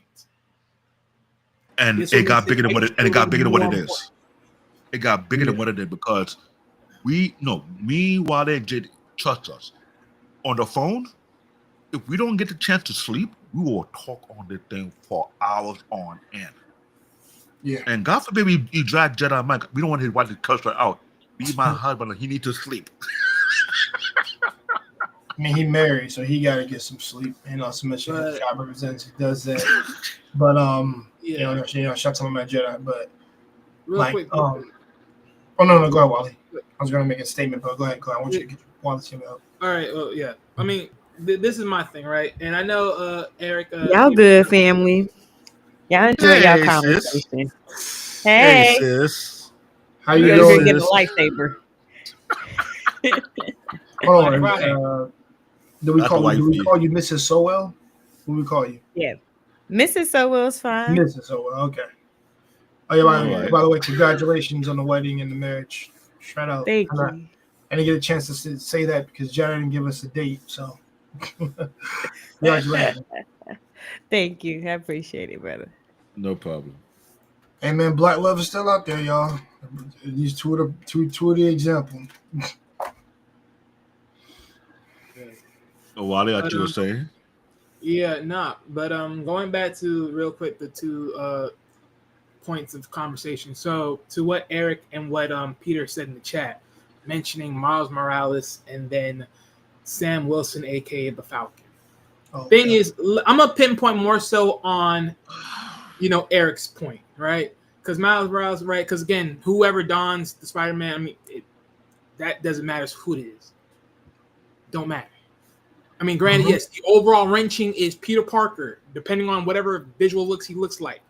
But that expands to a nationality eventually down the line. But, this is the thing that I speak about when it comes to what Eric's standpoint of when he said Sam Wilson, right? Okay. Sam Wilson in Marvel's called the Falcon. But guess what? Isn't it interesting? He dons the new era of what is Captain America. But I find it funny. When we think about a bird in America that is represented, isn't it an eagle? But we made a man that is calling himself the Falcon. Make that make sense. Please, make it make sense. Well, now that you think of it, most black characters that represented birds are called Falcon. Go back to the Super Friends. Remember when the Super Friends went quote unquote woke? True. Oh, Black Falcon. True. But you know what? But my thing is this. The Wonder Twins. Think about it. When you look at an eagle, look at the colorization of the eagle, the whole presentation. You trying to tell me we couldn't just call a man the eagle or some type of unique name to that standpoint? I'm just saying. You're gonna don Captain America. You're gonna don the imitation, but in your own way, in your own coloration. But you could call it. But you once upon a time called the Falcon. Yeah, thank you for making that make sense. Listen, the Falcon has been associated with black culture, bro. Look at ATL. No, I'm not saying it ain't. Atlanta Falcons, the Dirty Bird, and whatnot. We kind of co-opted that bird, bro. Why don't you call him American Eagle? Grant call him Captain America. But notice what I'm saying. What I'm saying is, I'm not saying the Falcon is not represented with black. What I'm saying is understanding the quote, understanding the tone of the messaging that you're sending. When you're passing that title of being Captain America, the man that stands, pleads, and fights for America, and then you hand it off to a guy that's called the Falcon. I'm just saying, long term, you knew you was gonna do that. Just saying, why not call him the American Eagle, whatever? Or why not call him Captain America? If it's Captain America. Call him American Eagle. Falcon America is crazy. When you look at it in bird text, you knew it was coming. Someone smart enough knew this. I know I ain't the only one that thought of this. And if I am, boy, y'all better spread it out there. Because ain't no way. Ain't no way. I mean, I do want to touch on a couple of things, but I mean, real quick. I'm going to touch on. I do want to say this one last thing, though. Go ahead, Wally. This is just my call of action to a lot of people in anime that are the anime writers and the creators of anime. If there's nothing more, I would literally ask in the showness of what transpired that was shown on the show. Is this more of these characters that you guys bring in to show a little bit more lightness in here as far as the black characters? Please be more ideal in showing nationality. Please. Because I think that is at least a starting pace of anything as far as knowing what these anime creators are. Because other than just knowing them for their tone or their coloration, knowing their background is so much important. I think that is needed to just address who they are. Hey, good, Eric. Good. Thank you. But that's my thing. I think that should be shown around across the board. Just being able to know when you make these characters actually have a background in them. No more, no less. But yeah, that's just my call to action for this, just to read a little bit more, because in particular to the list that Paul Bennett showed, right, that he had for us for the show, there was that one character, the black purple hair character in Bleach, because a lot of people question her background nationality, and no one will have an actual key tone of what she is in that sense. Right, and so there's a lot of people in anime that are black, but they don't have no real background or nationality of their description. They just have a certain vibe and a certain flair, and that's it. And you know it's in black culture, but you don't know where of black culture they come from in nationality sense. And I just wish to just add that in there and make that be known across the board, because I think at this point it's more important. I know comic books do it. Just please put that in there. That's all I ask for. But with that said, you guys go ahead. Oh, Mr. Ben, you wanted to say something? Now, well, like I said, I just looked at the time. I'm almost on here for 3 hours. This is the longest show that I've been on since the pandemic. Yeah, this is like barbershop, BME, barbershop, all of it. Whatever. I was like, I got so used to, okay, we got wrap up the show at 1:55, right? We got a block, we got to get off. So I looked up and I was like, oh my gosh, I had no idea I was on too long. But listen, guys, this is why we I'm going to be talking about doing a daytime show, because we understand nighttime could be a little bit too long. But yes, yeah. So guys, I'm about to drop, but like I said, I really appreciate this show, and I'll still be watching, because I do want you guys to take a look at that top 10 list, whether you agree to it or not, or even like I said, even some of the characters. Like I said, some of the black samurai or Afro samurai, that's pretty apparent. But there were a couple of them there. I was like, oh, just looking at them, I don't know if they were meant to be depicted as that. I think Philly the Kid. I don't know if that's is that a representation or not? But I'd be certainly listening and watching on to see what you guys think about that. But again, guys, I had fun. I think this was certainly relevant. And again, I would certainly encourage your channel to continue this conversation. And again, I know Wally sometimes it gets uncomfortable, and and I understand. We're going to do a part 2 to this. But this is important stuff. This is very important. Yeah, I agree. Yeah, and we should continue this conversation. And Jay, Jedi Mike, you guys keep handling your business as well, because I you guys speak for the younger generations, and Jedi Mike, continue to create your lane and be an influence in that community and in that world that you're in. All the blessings to you, man, and everything that you do. But guys, I had a great time. But I will continue to listen. But you guys keep doing what you guys doing. I'll talk to you guys later on. Mr. Bennett, no problem, brother. Yes, sir. I would say that Mr. Bennett, you made it very interesting to have this topic. We didn't think it would be this far of a big deal.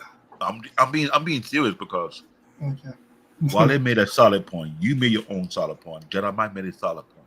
And now that I look at it more, I thought it would be a one and done show, but it's not going to be a one and done show. Yeah, I think what Wally did said, it hit home. It did. And I'm seeing a lot on my feed on Instagram about some of the black characters, either be Marvel or DC, they didn't even try to push out. They want it to be forgotten. But I find it disrespectful. And now they lost their readership to the manga arena, to the anime arena. Now we're getting this racist tone going on. I think we might have to go on a next show, either be a recording or be on a live, and we start doing a breakdown on some of these characters, some of these iconic anime that we already know already that already been out. Right, because funny enough, leading to the fact of the list, I went, like, as you guys were talking, and I was searching up real quick each background of each character. Like I said before, I forgot her name properly. Hold on, because the one from Bleach, right? That the black, but she has purple hair. Yoichi. Yeah, Noriji, right? I mean, congratulations, because again, because here's the thing, right? People say she looks black and all this, but at the same time she has the purple hair, or all this, and she doesn't seem black even though she has the skin text, right? But the thing is very very irritating with this is, right, it's the simple fact that this is what I'm saying, like, if you're gonna make these characters, please have background nationality in this. Please put that out there, because that go ahead. I see what you're saying. No, because I'm adding what you're saying, because I want to tell you what you're saying. some of these worlds are like in fantasy, particularly, so they can't do that for everything. Like there are certain authors who will give them nationality. So, for example, One Piece. Oda, no, and this is where Oda answers questions. And he could have never ever answered this question. Everybody would be. I don't think anybody would be irritated because it's fantasy and they're in like there's like giants and stuff in that world. But he gave ethnicity, nationality, and ethnicities to all the Straw Hats and where they would be. So, for example, Luffy is Brazilian, even though I think he should be a little bit darker, in my opinion, because I've seen different because Brazilian skin, skin tones varies in the black department. They're not all the same. They vary. But Luffy's Brazilian. Usopp is from Africa. He's black. He just has a long nose. And now hold on. They did that not to insult black people, but they did it to the whole Pinocchio thing because he lies. That's why he has a long nose. It has nothing to do with black people. They did that to be funny. That doesn't offend me. I just think it's funny because he was lame when he was introduced, and then he got muscles and the times came. I'm like, okay, now he's better. Robin's Russian. She, even though I debate this a long time because she was literally in a country that was hot, like literally like the climate was different, and her skin tone looked like that of a Latina girl. So that's why that always irritated me because I like the first look first, then the second look personally. That's a personal preference of mine, but she's supposed to be Russian. Sanji's French. He's from France. Like the good guy, he's from France. And Frankie, okay, this doesn't upset me. Frankie's American. He's American. He's Caucasian. No, yeah. I mean, yeah, Jay, we put out a lot of different characters beforehand, before you came up, but right. As far as a few examples, but my thing is to the point of it all is. But I'm saying he's the only one that'll do that. There are some authors like I guess that will and won't. Yeah. I understand that part. Yeah, I understand that part, but that's my whole thing is like at this point, my thing is this: if you're gonna just put that out there in the scenery, it still should be known. And it's like again, this is not what it is exactly. This is just one of the many predictions of what she could be, right? As far as what I did in research, but that's my thing. You won't know until someone actually say it, or at the same time you do research. But at the end of the day, the hair. Let's be real, fantasy. Anyone can bleach their damn hair purple and then have it that way. And it's called I don't care. Yeah. I don't care. So at this point, if you're not gonna do even a deeper dive in knowing and understanding these characters, please. And I'll say this: I don't think please acknowledge Eric's comments as far as the time. If we sweep it under the rug, I'm not. Well, wait. If you sweep it under the rug, I'm not coming back. What question? I think he's talking about the dates, as far as for the Captain America, he's talking about because when he was giving me the background checks. Oh, is he talking about Isaiah Bradley? No. He was talking about like the character that he was talking about when it came to the Sam Wilson's Captain America. I guess he was talking about a particular edition. Oh, okay. In the time. Well, then he hasn't read the Isaiah Bradley one because that's really the other Captain America. Even though Marvel MCU, I think, did a good job introducing the character that played him very well. You just didn't see him in his prime. You saw the after effect of what happened to him. But it's also based on the writer. Yeah, but also I like that book because Captain America tracks him down literally and says thank you for the service you've done for America, my man. He hugged him, gave him take a picture with him and his wife. I was like, bro, I love that. I love that book because it's like Cap don't give a damn about ethnicity. Cap just cares about like if you believe what he believes in and you believe in America, you believe you want to protect America like the way he does. He loves and respects you for it. And he realized they were going to give him his due, but he came and tracked him down and says, "Fuck them, I'm giving you your props for what you've done, my man. You deserve to be respected and things of that." But I think that show takes it to another level where they build a statue of Isaiah Bradley because he's another super soldier. So because he did something back in that time where his people, where our people got experimented on and things of that nature, and he went in there and did something very heroic, even though he didn't get rewarded for it. But his reward comes later on, more so when Sam comes around. So that's why I said when they touch up on that stuff, like I said, I think in Japan they won't hit up on some of those things sometimes, but I think America will hit up on it more. And the reason why is because they actually, there's representation more so in there than it is in anime. Because I've been a little bit of a purist when I say that Japan makes their characters for their series what suits them. They can choose to go in depth on where their characters are from or not, and sometimes what they want to create is just an entertaining series, so they're not really concerned with all that. Like, I'll give you an example. There is a black female character that I fucking love, and guess what? It is in a fantasy type series called Radiant. She has braidings that look really damn cool. She herself is a full-on black character, and she is cool. She's not sassy and all that other bullshit, but she's like, she's kind-hearted, she's strong, she's trying to find her place in the world, and they write her character, and trust me, the way they reward and write her character, I was surprised what they did with her. I was like, okay, now this is something little girls can look up to, sisters, like girls who are black, yes. But the thing is, they never touch up. Here's the thing. She's a knight in training, so they never touch up on where her origins are. All you know is that she, like a bunch of other freaking characters in there, because they're not all Caucasian. Some of them are doors, and some of them are different people. So that's what I'm saying. Because you get different species and you get different ethnicities in there. So it's more so like the payoff you get with her character. I don't want to spoil it for anybody, but watch Radiant. When you get to her, you'll know, like how good of a character she is. Like, you'll immediately connect with that.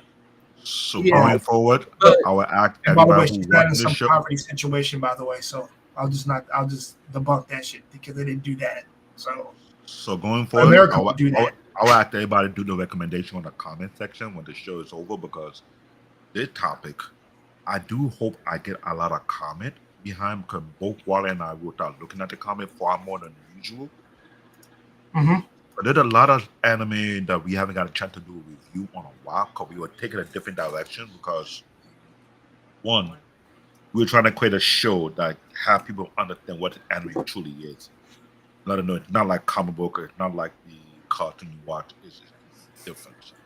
And this topic, it proved a point where we need to have that discussion going forward, but more in depth and breakdown. Because while he did have a point, sometimes you need to know the origin. At the same time, you have ultimate upon Jitakachi based on the storyline. It'll never let you know the origin, or it lets you know the characteristic of it. No, yeah, I understand that. No, my thing is, the only reason why I asked for it, because honestly, again, I think, if you're going to employ these characters, let's also think this. You can't sit here and say blacks. Okay, you made a black character and think everyone's the same black. No, everyone's not the same black. Just going to be honest about that. Everyone's not the same black. There's black Africans, there's black Caribbeans, there's black Americans, there's black, wherever in the world. Everyone's not the same black. That's just the truth. Yeah. Just put that out there. Just put more faith in giving more tones to people. Well, not tones, but identity to people of that nature. Like, okay, perfect example. Anita from for anyone that knows Casablanca, right? Anita. Sorry, I was trying to make sure you did it. But yeah, this is the one I was talking about right here, Ochako. She's the one I'm talking about. Basically, she has braided hair. She's black. Like I said, she's hand-to-hand combat, all of that nature, and like she looks like a black girl. And the name itself, Ocho, is an African origin. Ocho, yep, Ochako. Ochako. I'm trying to pronounce it the correct way, but yeah, she's really my favorite character, and they did that character a lot of justice of what you would want a representation. And I think, and I want to add to Wally's point that I think cats are just happy when they of our people are just happy when they see a black character really looking cool and just doesn't look like a freaking idiot and things like that. Like the kids, the one kid from Soul Eater, there's a black, I think Wally may have seen Soul Eater. but there's a black kid with fisted gloves and stuff, and he has like two. Yeah, it's actually part of the list. Yeah. So you see what I'm saying? And I remember somebody brought him up in the stream 2 years ago, and I was like, yeah, dude. He said that dude was pretty cool. You know, we could see a little bit more of him, but we saw him maybe like 4 or 5 episodes or something like that, and then he kind of disappears because he's not part of the main cast, but he's a support cast. Yeah. But go ahead, Wally. I'm sorry. No, yeah, I was just saying. If anyone knows the anime character Anita from Casablanca, then you would know from her, right? From her tone, the looks. Hold on. Let me see if I can find it just to show you off real quick so you know what she looks like. Hold on. Let me share this real fast because also we want to get out of here. All right. Share that, David. Okay. So this is Anita from Casablanca. Oh, her. Oh, Castlevania. Right. Castlevania. Yeah. So, not her. Okay. Yeah. So the origin of that, the character is from Yoruba land. Who? The origin of that character is Yoruba land because she mentioned African god are based on my tribe. Well, here's a newsflash based on research that I just looked up, just the context, because this is what they say, right? This is what I said in front of research. In origins, she was born on an Afro Caribbean plantation in Saint Domingo, where she was a slave. Now, cultural heritage-wise, yes, she's from Yoruba, people from the West Africans, and which with her bloodline being descendants of divine African spirits known as Orn Ishma or Ishas. Yeah. Because I'm butchering that a little bit, right? And then everything else, right? But coming from that, they will also say that she's from a French Caribbean type roots, where she was colonized, which is pretty much the modern day Haiti. So, understand that and everything else. She could be, she more likely originated from the West Africans, then she shifted, and then of course she's actually now the modern day people of Haiti, where she stands as a Haitian. What I'm saying is this like context. Again, I think everyone should know who are they dealing with, who they're facing. Some people are very easy, and again, if you pay attention, you know what you're looking at. It's very easy to understand. We don't really need that if you have common sense. But for others, they need that. I'm glad what you said. I watched this thing, and when it was mentioned the god of Ogun, that god of iron, I was like, all right, Eric. I was like, okay, that's a twist. Yeah. So while it's correct, it nailed it on because, and this is why I mentioned, I think we need to start doing a 3D type of anime that's being pointed out as well.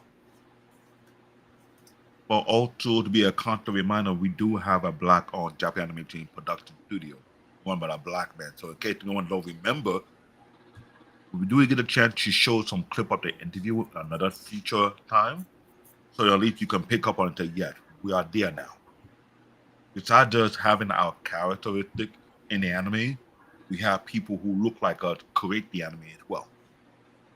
Right. But look. So in hindsight, let's get our final thought. No, finish your statement. Finish your statement.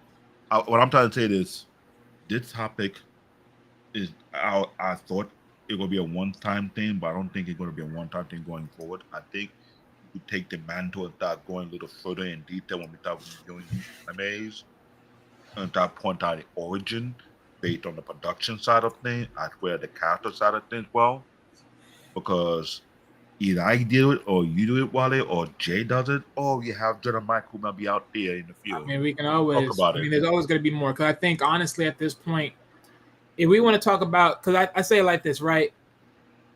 And it's crazy that it comes to this, but even then it is not that crazy. Because honestly, there's even other characters. Like, for instance, Killer Bee. Where does he originally comes from? Right? Because you know he got the vibe. But guess what? People will question that too. That's an easy answer. Gonna question. But no, well, it's easy answer where he comes from in background because of you know what you hear. But when you're talking about nationality, now you really got to pinpoint where is he really coming from.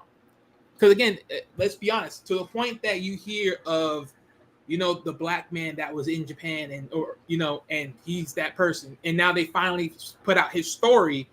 But again, it's like you're not speaking highly that black people back in the days were actually in the Asian region. And Killer Bee Clan, both of them all had the same skin color. But that's the thing. It's like hiding that type of history background, hiding that, that origins, it still stands to something. It still stands something. And I think at this point, being in a lump sum visual, there's no respect there. You gotta be able to at least mention where it comes from, because I think that's just fair across the board. Granted, names can be easy, and we pinpoint, we be like, oh, we know where that comes from. That name is isolated as this potential race or nationality.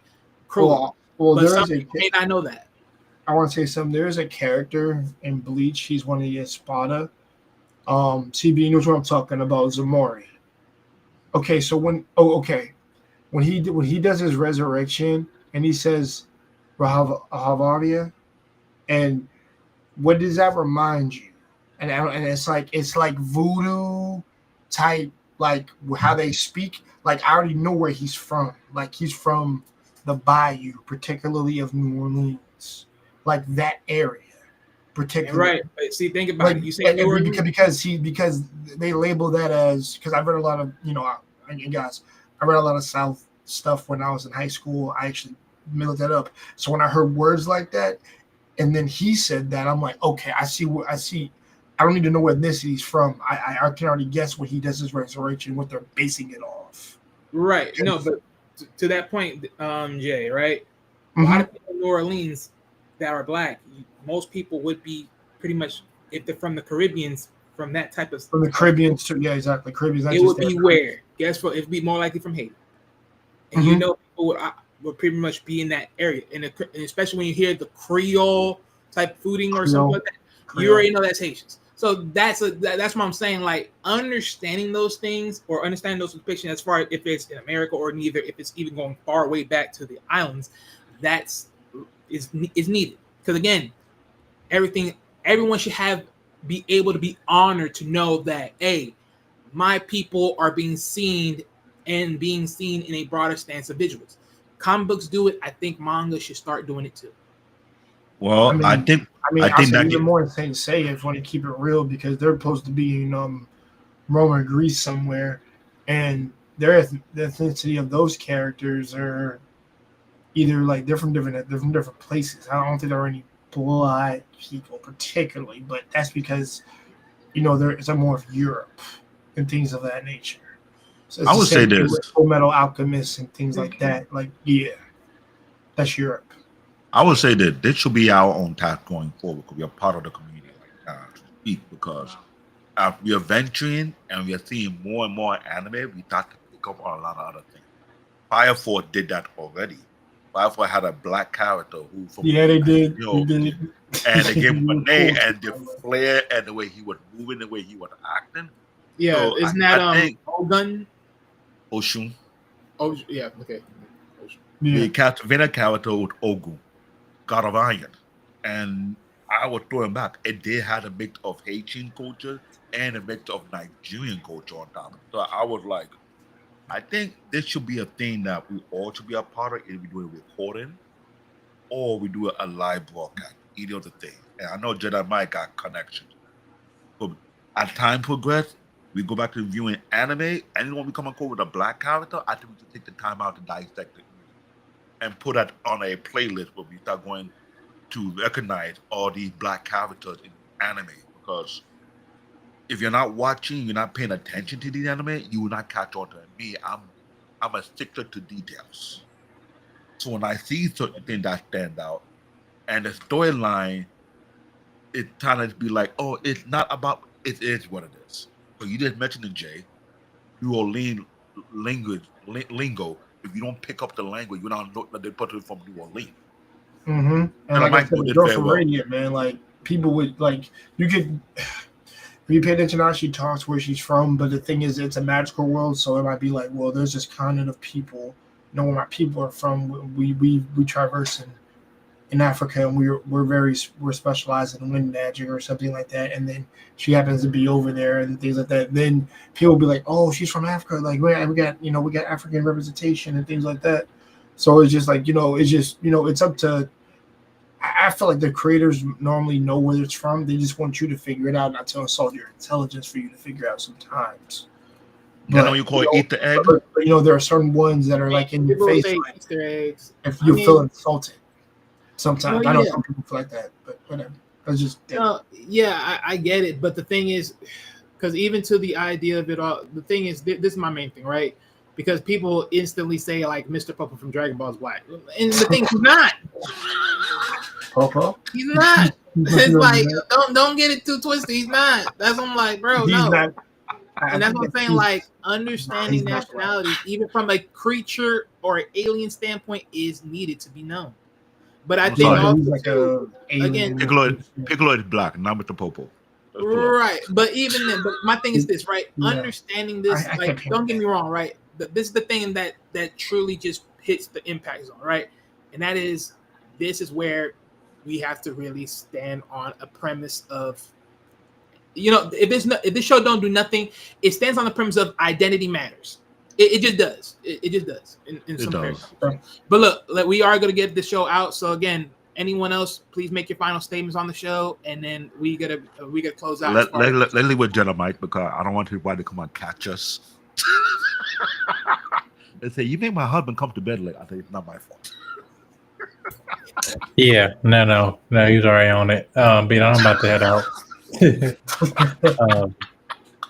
But it was good talking to y'all and everything. And but yeah, this has been a needed conversation that needed to be had. And just unfortunately, the circumstances led to us have this conversation. I wish it was on different terms, but it's what it is. So, but yeah.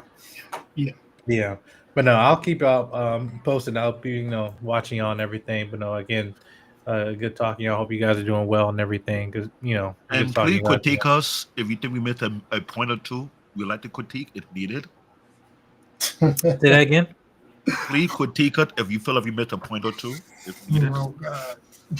No, I mean, you guys been on it. I mean, I really have nothing. I mean, nothing else on that. I feel you, Jedi. Jedi, what was your favorite movie this year? Before you go, I gotta ask you. This year, Sinners. Oh, okay. See, you gave Sinners some love. Hey, dude, listen. I won't lie. I actually like the Superman. I ain't gonna hold you. Surprisingly, I fell in love, dude. I fell in love with the Last Sun theme. I listen to it every day, man. That's my Superman song, man. I love it. Love it. That's my Superman. Yeah, the music really holds that movie. I ain't gonna hold you. It really does. Yeah. Is good. Yeah, no, but but the year now it's not over yet. Yeah, I'm seeing Avatar on Monday, so hopefully Dude, I still need to watch the water one first, and then I'm gonna go see the fire one on theaters. I gotta see that. Yeah. Mm-hmm.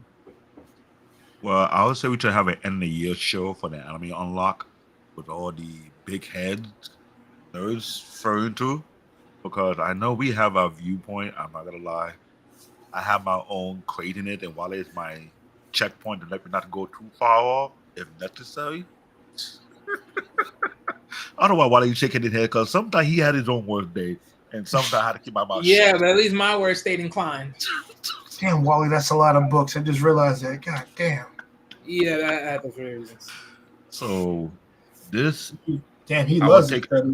I'm going to take this topic very serious about Black representation a little bit more serious, because I tend to notice, I notice very well, they're venturing more deep into African cultures and creating characters that relatable, even though the storyline is not there, but they do so on purpose. And I think we should start doing that more and more. Either Jedi do on his show, you Jack do on your show, we do our own show here as well, to make it be known. Plus, let's not forget, I'll keep saying it, we do have our own Black-owned Japanese studio located in Japan, run by our Black brother. Some people are sleeping on that information. They think it's everything done by Japanese people alone. No. So let that guy pop up and decide to join our show one day. That'll be a nice thing to put on a hot seat, and maybe give us some hint of upcoming project that coming down the pipeline. Without giving up the hint, just Well, he'd have to keep it under wraps and I know, direct it to the right direction. around. Just no, we're not gonna. We can't put him in trouble because he's doing a lot of work. Same thing with Jedi Mind. We can't ask Jedi Mind to give out all the hint, and Jedi like, I'm not allowed to. I took an oath until the time comes. Yeah, no, I can't say. I mean, other than that, I mean, I got stuff that got sent to me, whatever, from like Netflix and stuff. But it's like I have those things coming up. I don't have I'm not under no NDA. It's award season, so it's more busiest time of the year. You can tell why because you don't talk about it on screen like us. So that's the key. Yeah, but I will say I do have. Last week I had the opportunity to interview the cast of Welcome to Derry from HBO. That the dude, one of the guys, he played young Lucius Fox on Gotham. Okay. Yeah, but he was great. He plays a young Dick Halloran from The Shining. He was on the show.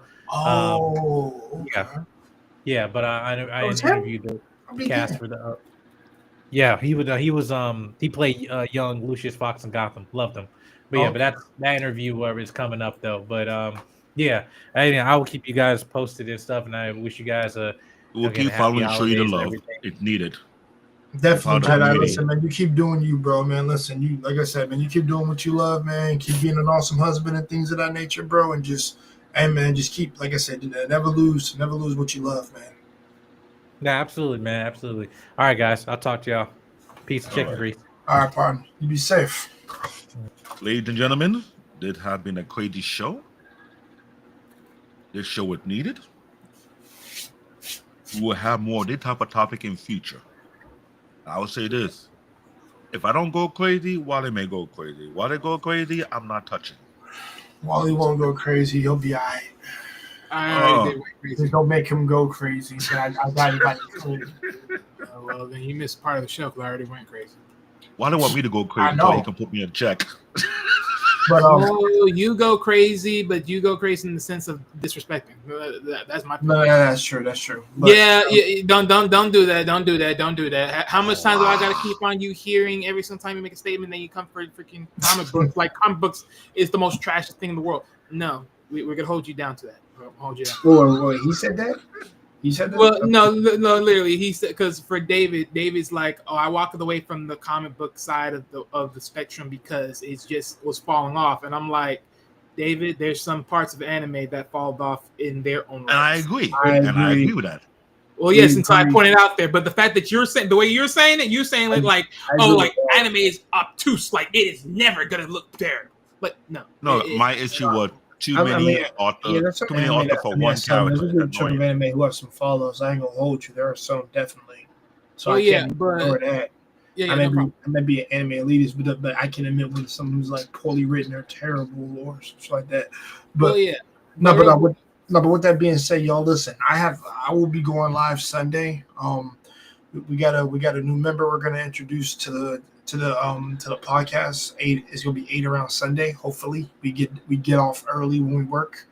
I'm gonna introduce him to everybody, and then it's gonna be a big stream talking about all the stuff like Chainsaw Man movie that I saw. I'm gonna be talking about that. I'm gonna be talking about Gachakuda. That's one of the biggest animes out right now, and there's gonna be other topics as well. But mostly we're gonna be like talking about his types of anime, and we're going to be trying to get him to watch some of the Gundams because he can't get into old anime for some reason. But I gotta try to convince this man to watch. No problem. I'll take a jump on that show. Maybe. Oh yeah, please jump on. I'm gonna need your help for that one too. So like I said, we did a lot of show already doing breakdown about all type of anime.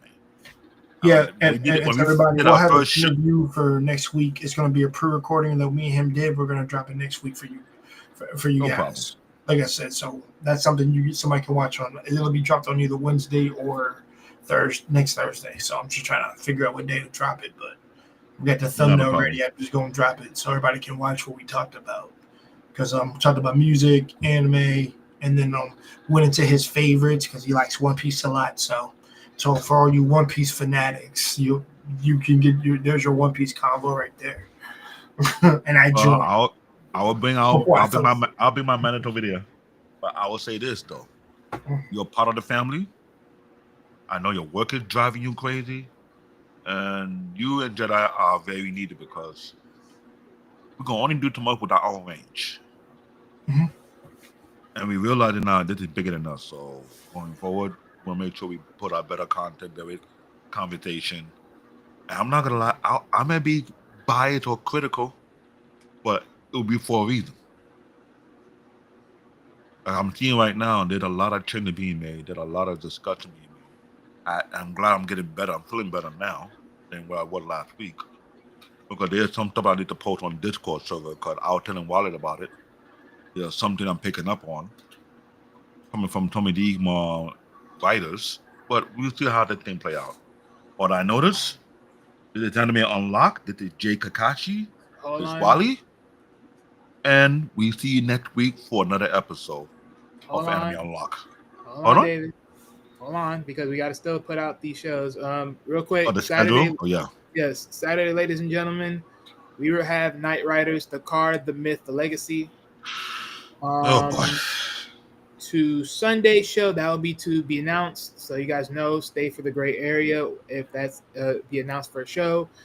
Following back up on Tuesday, we will have Men Who Expires, the story that motivates. Then it will be to be announced for Wednesday and also to be announced for the following Thursday show.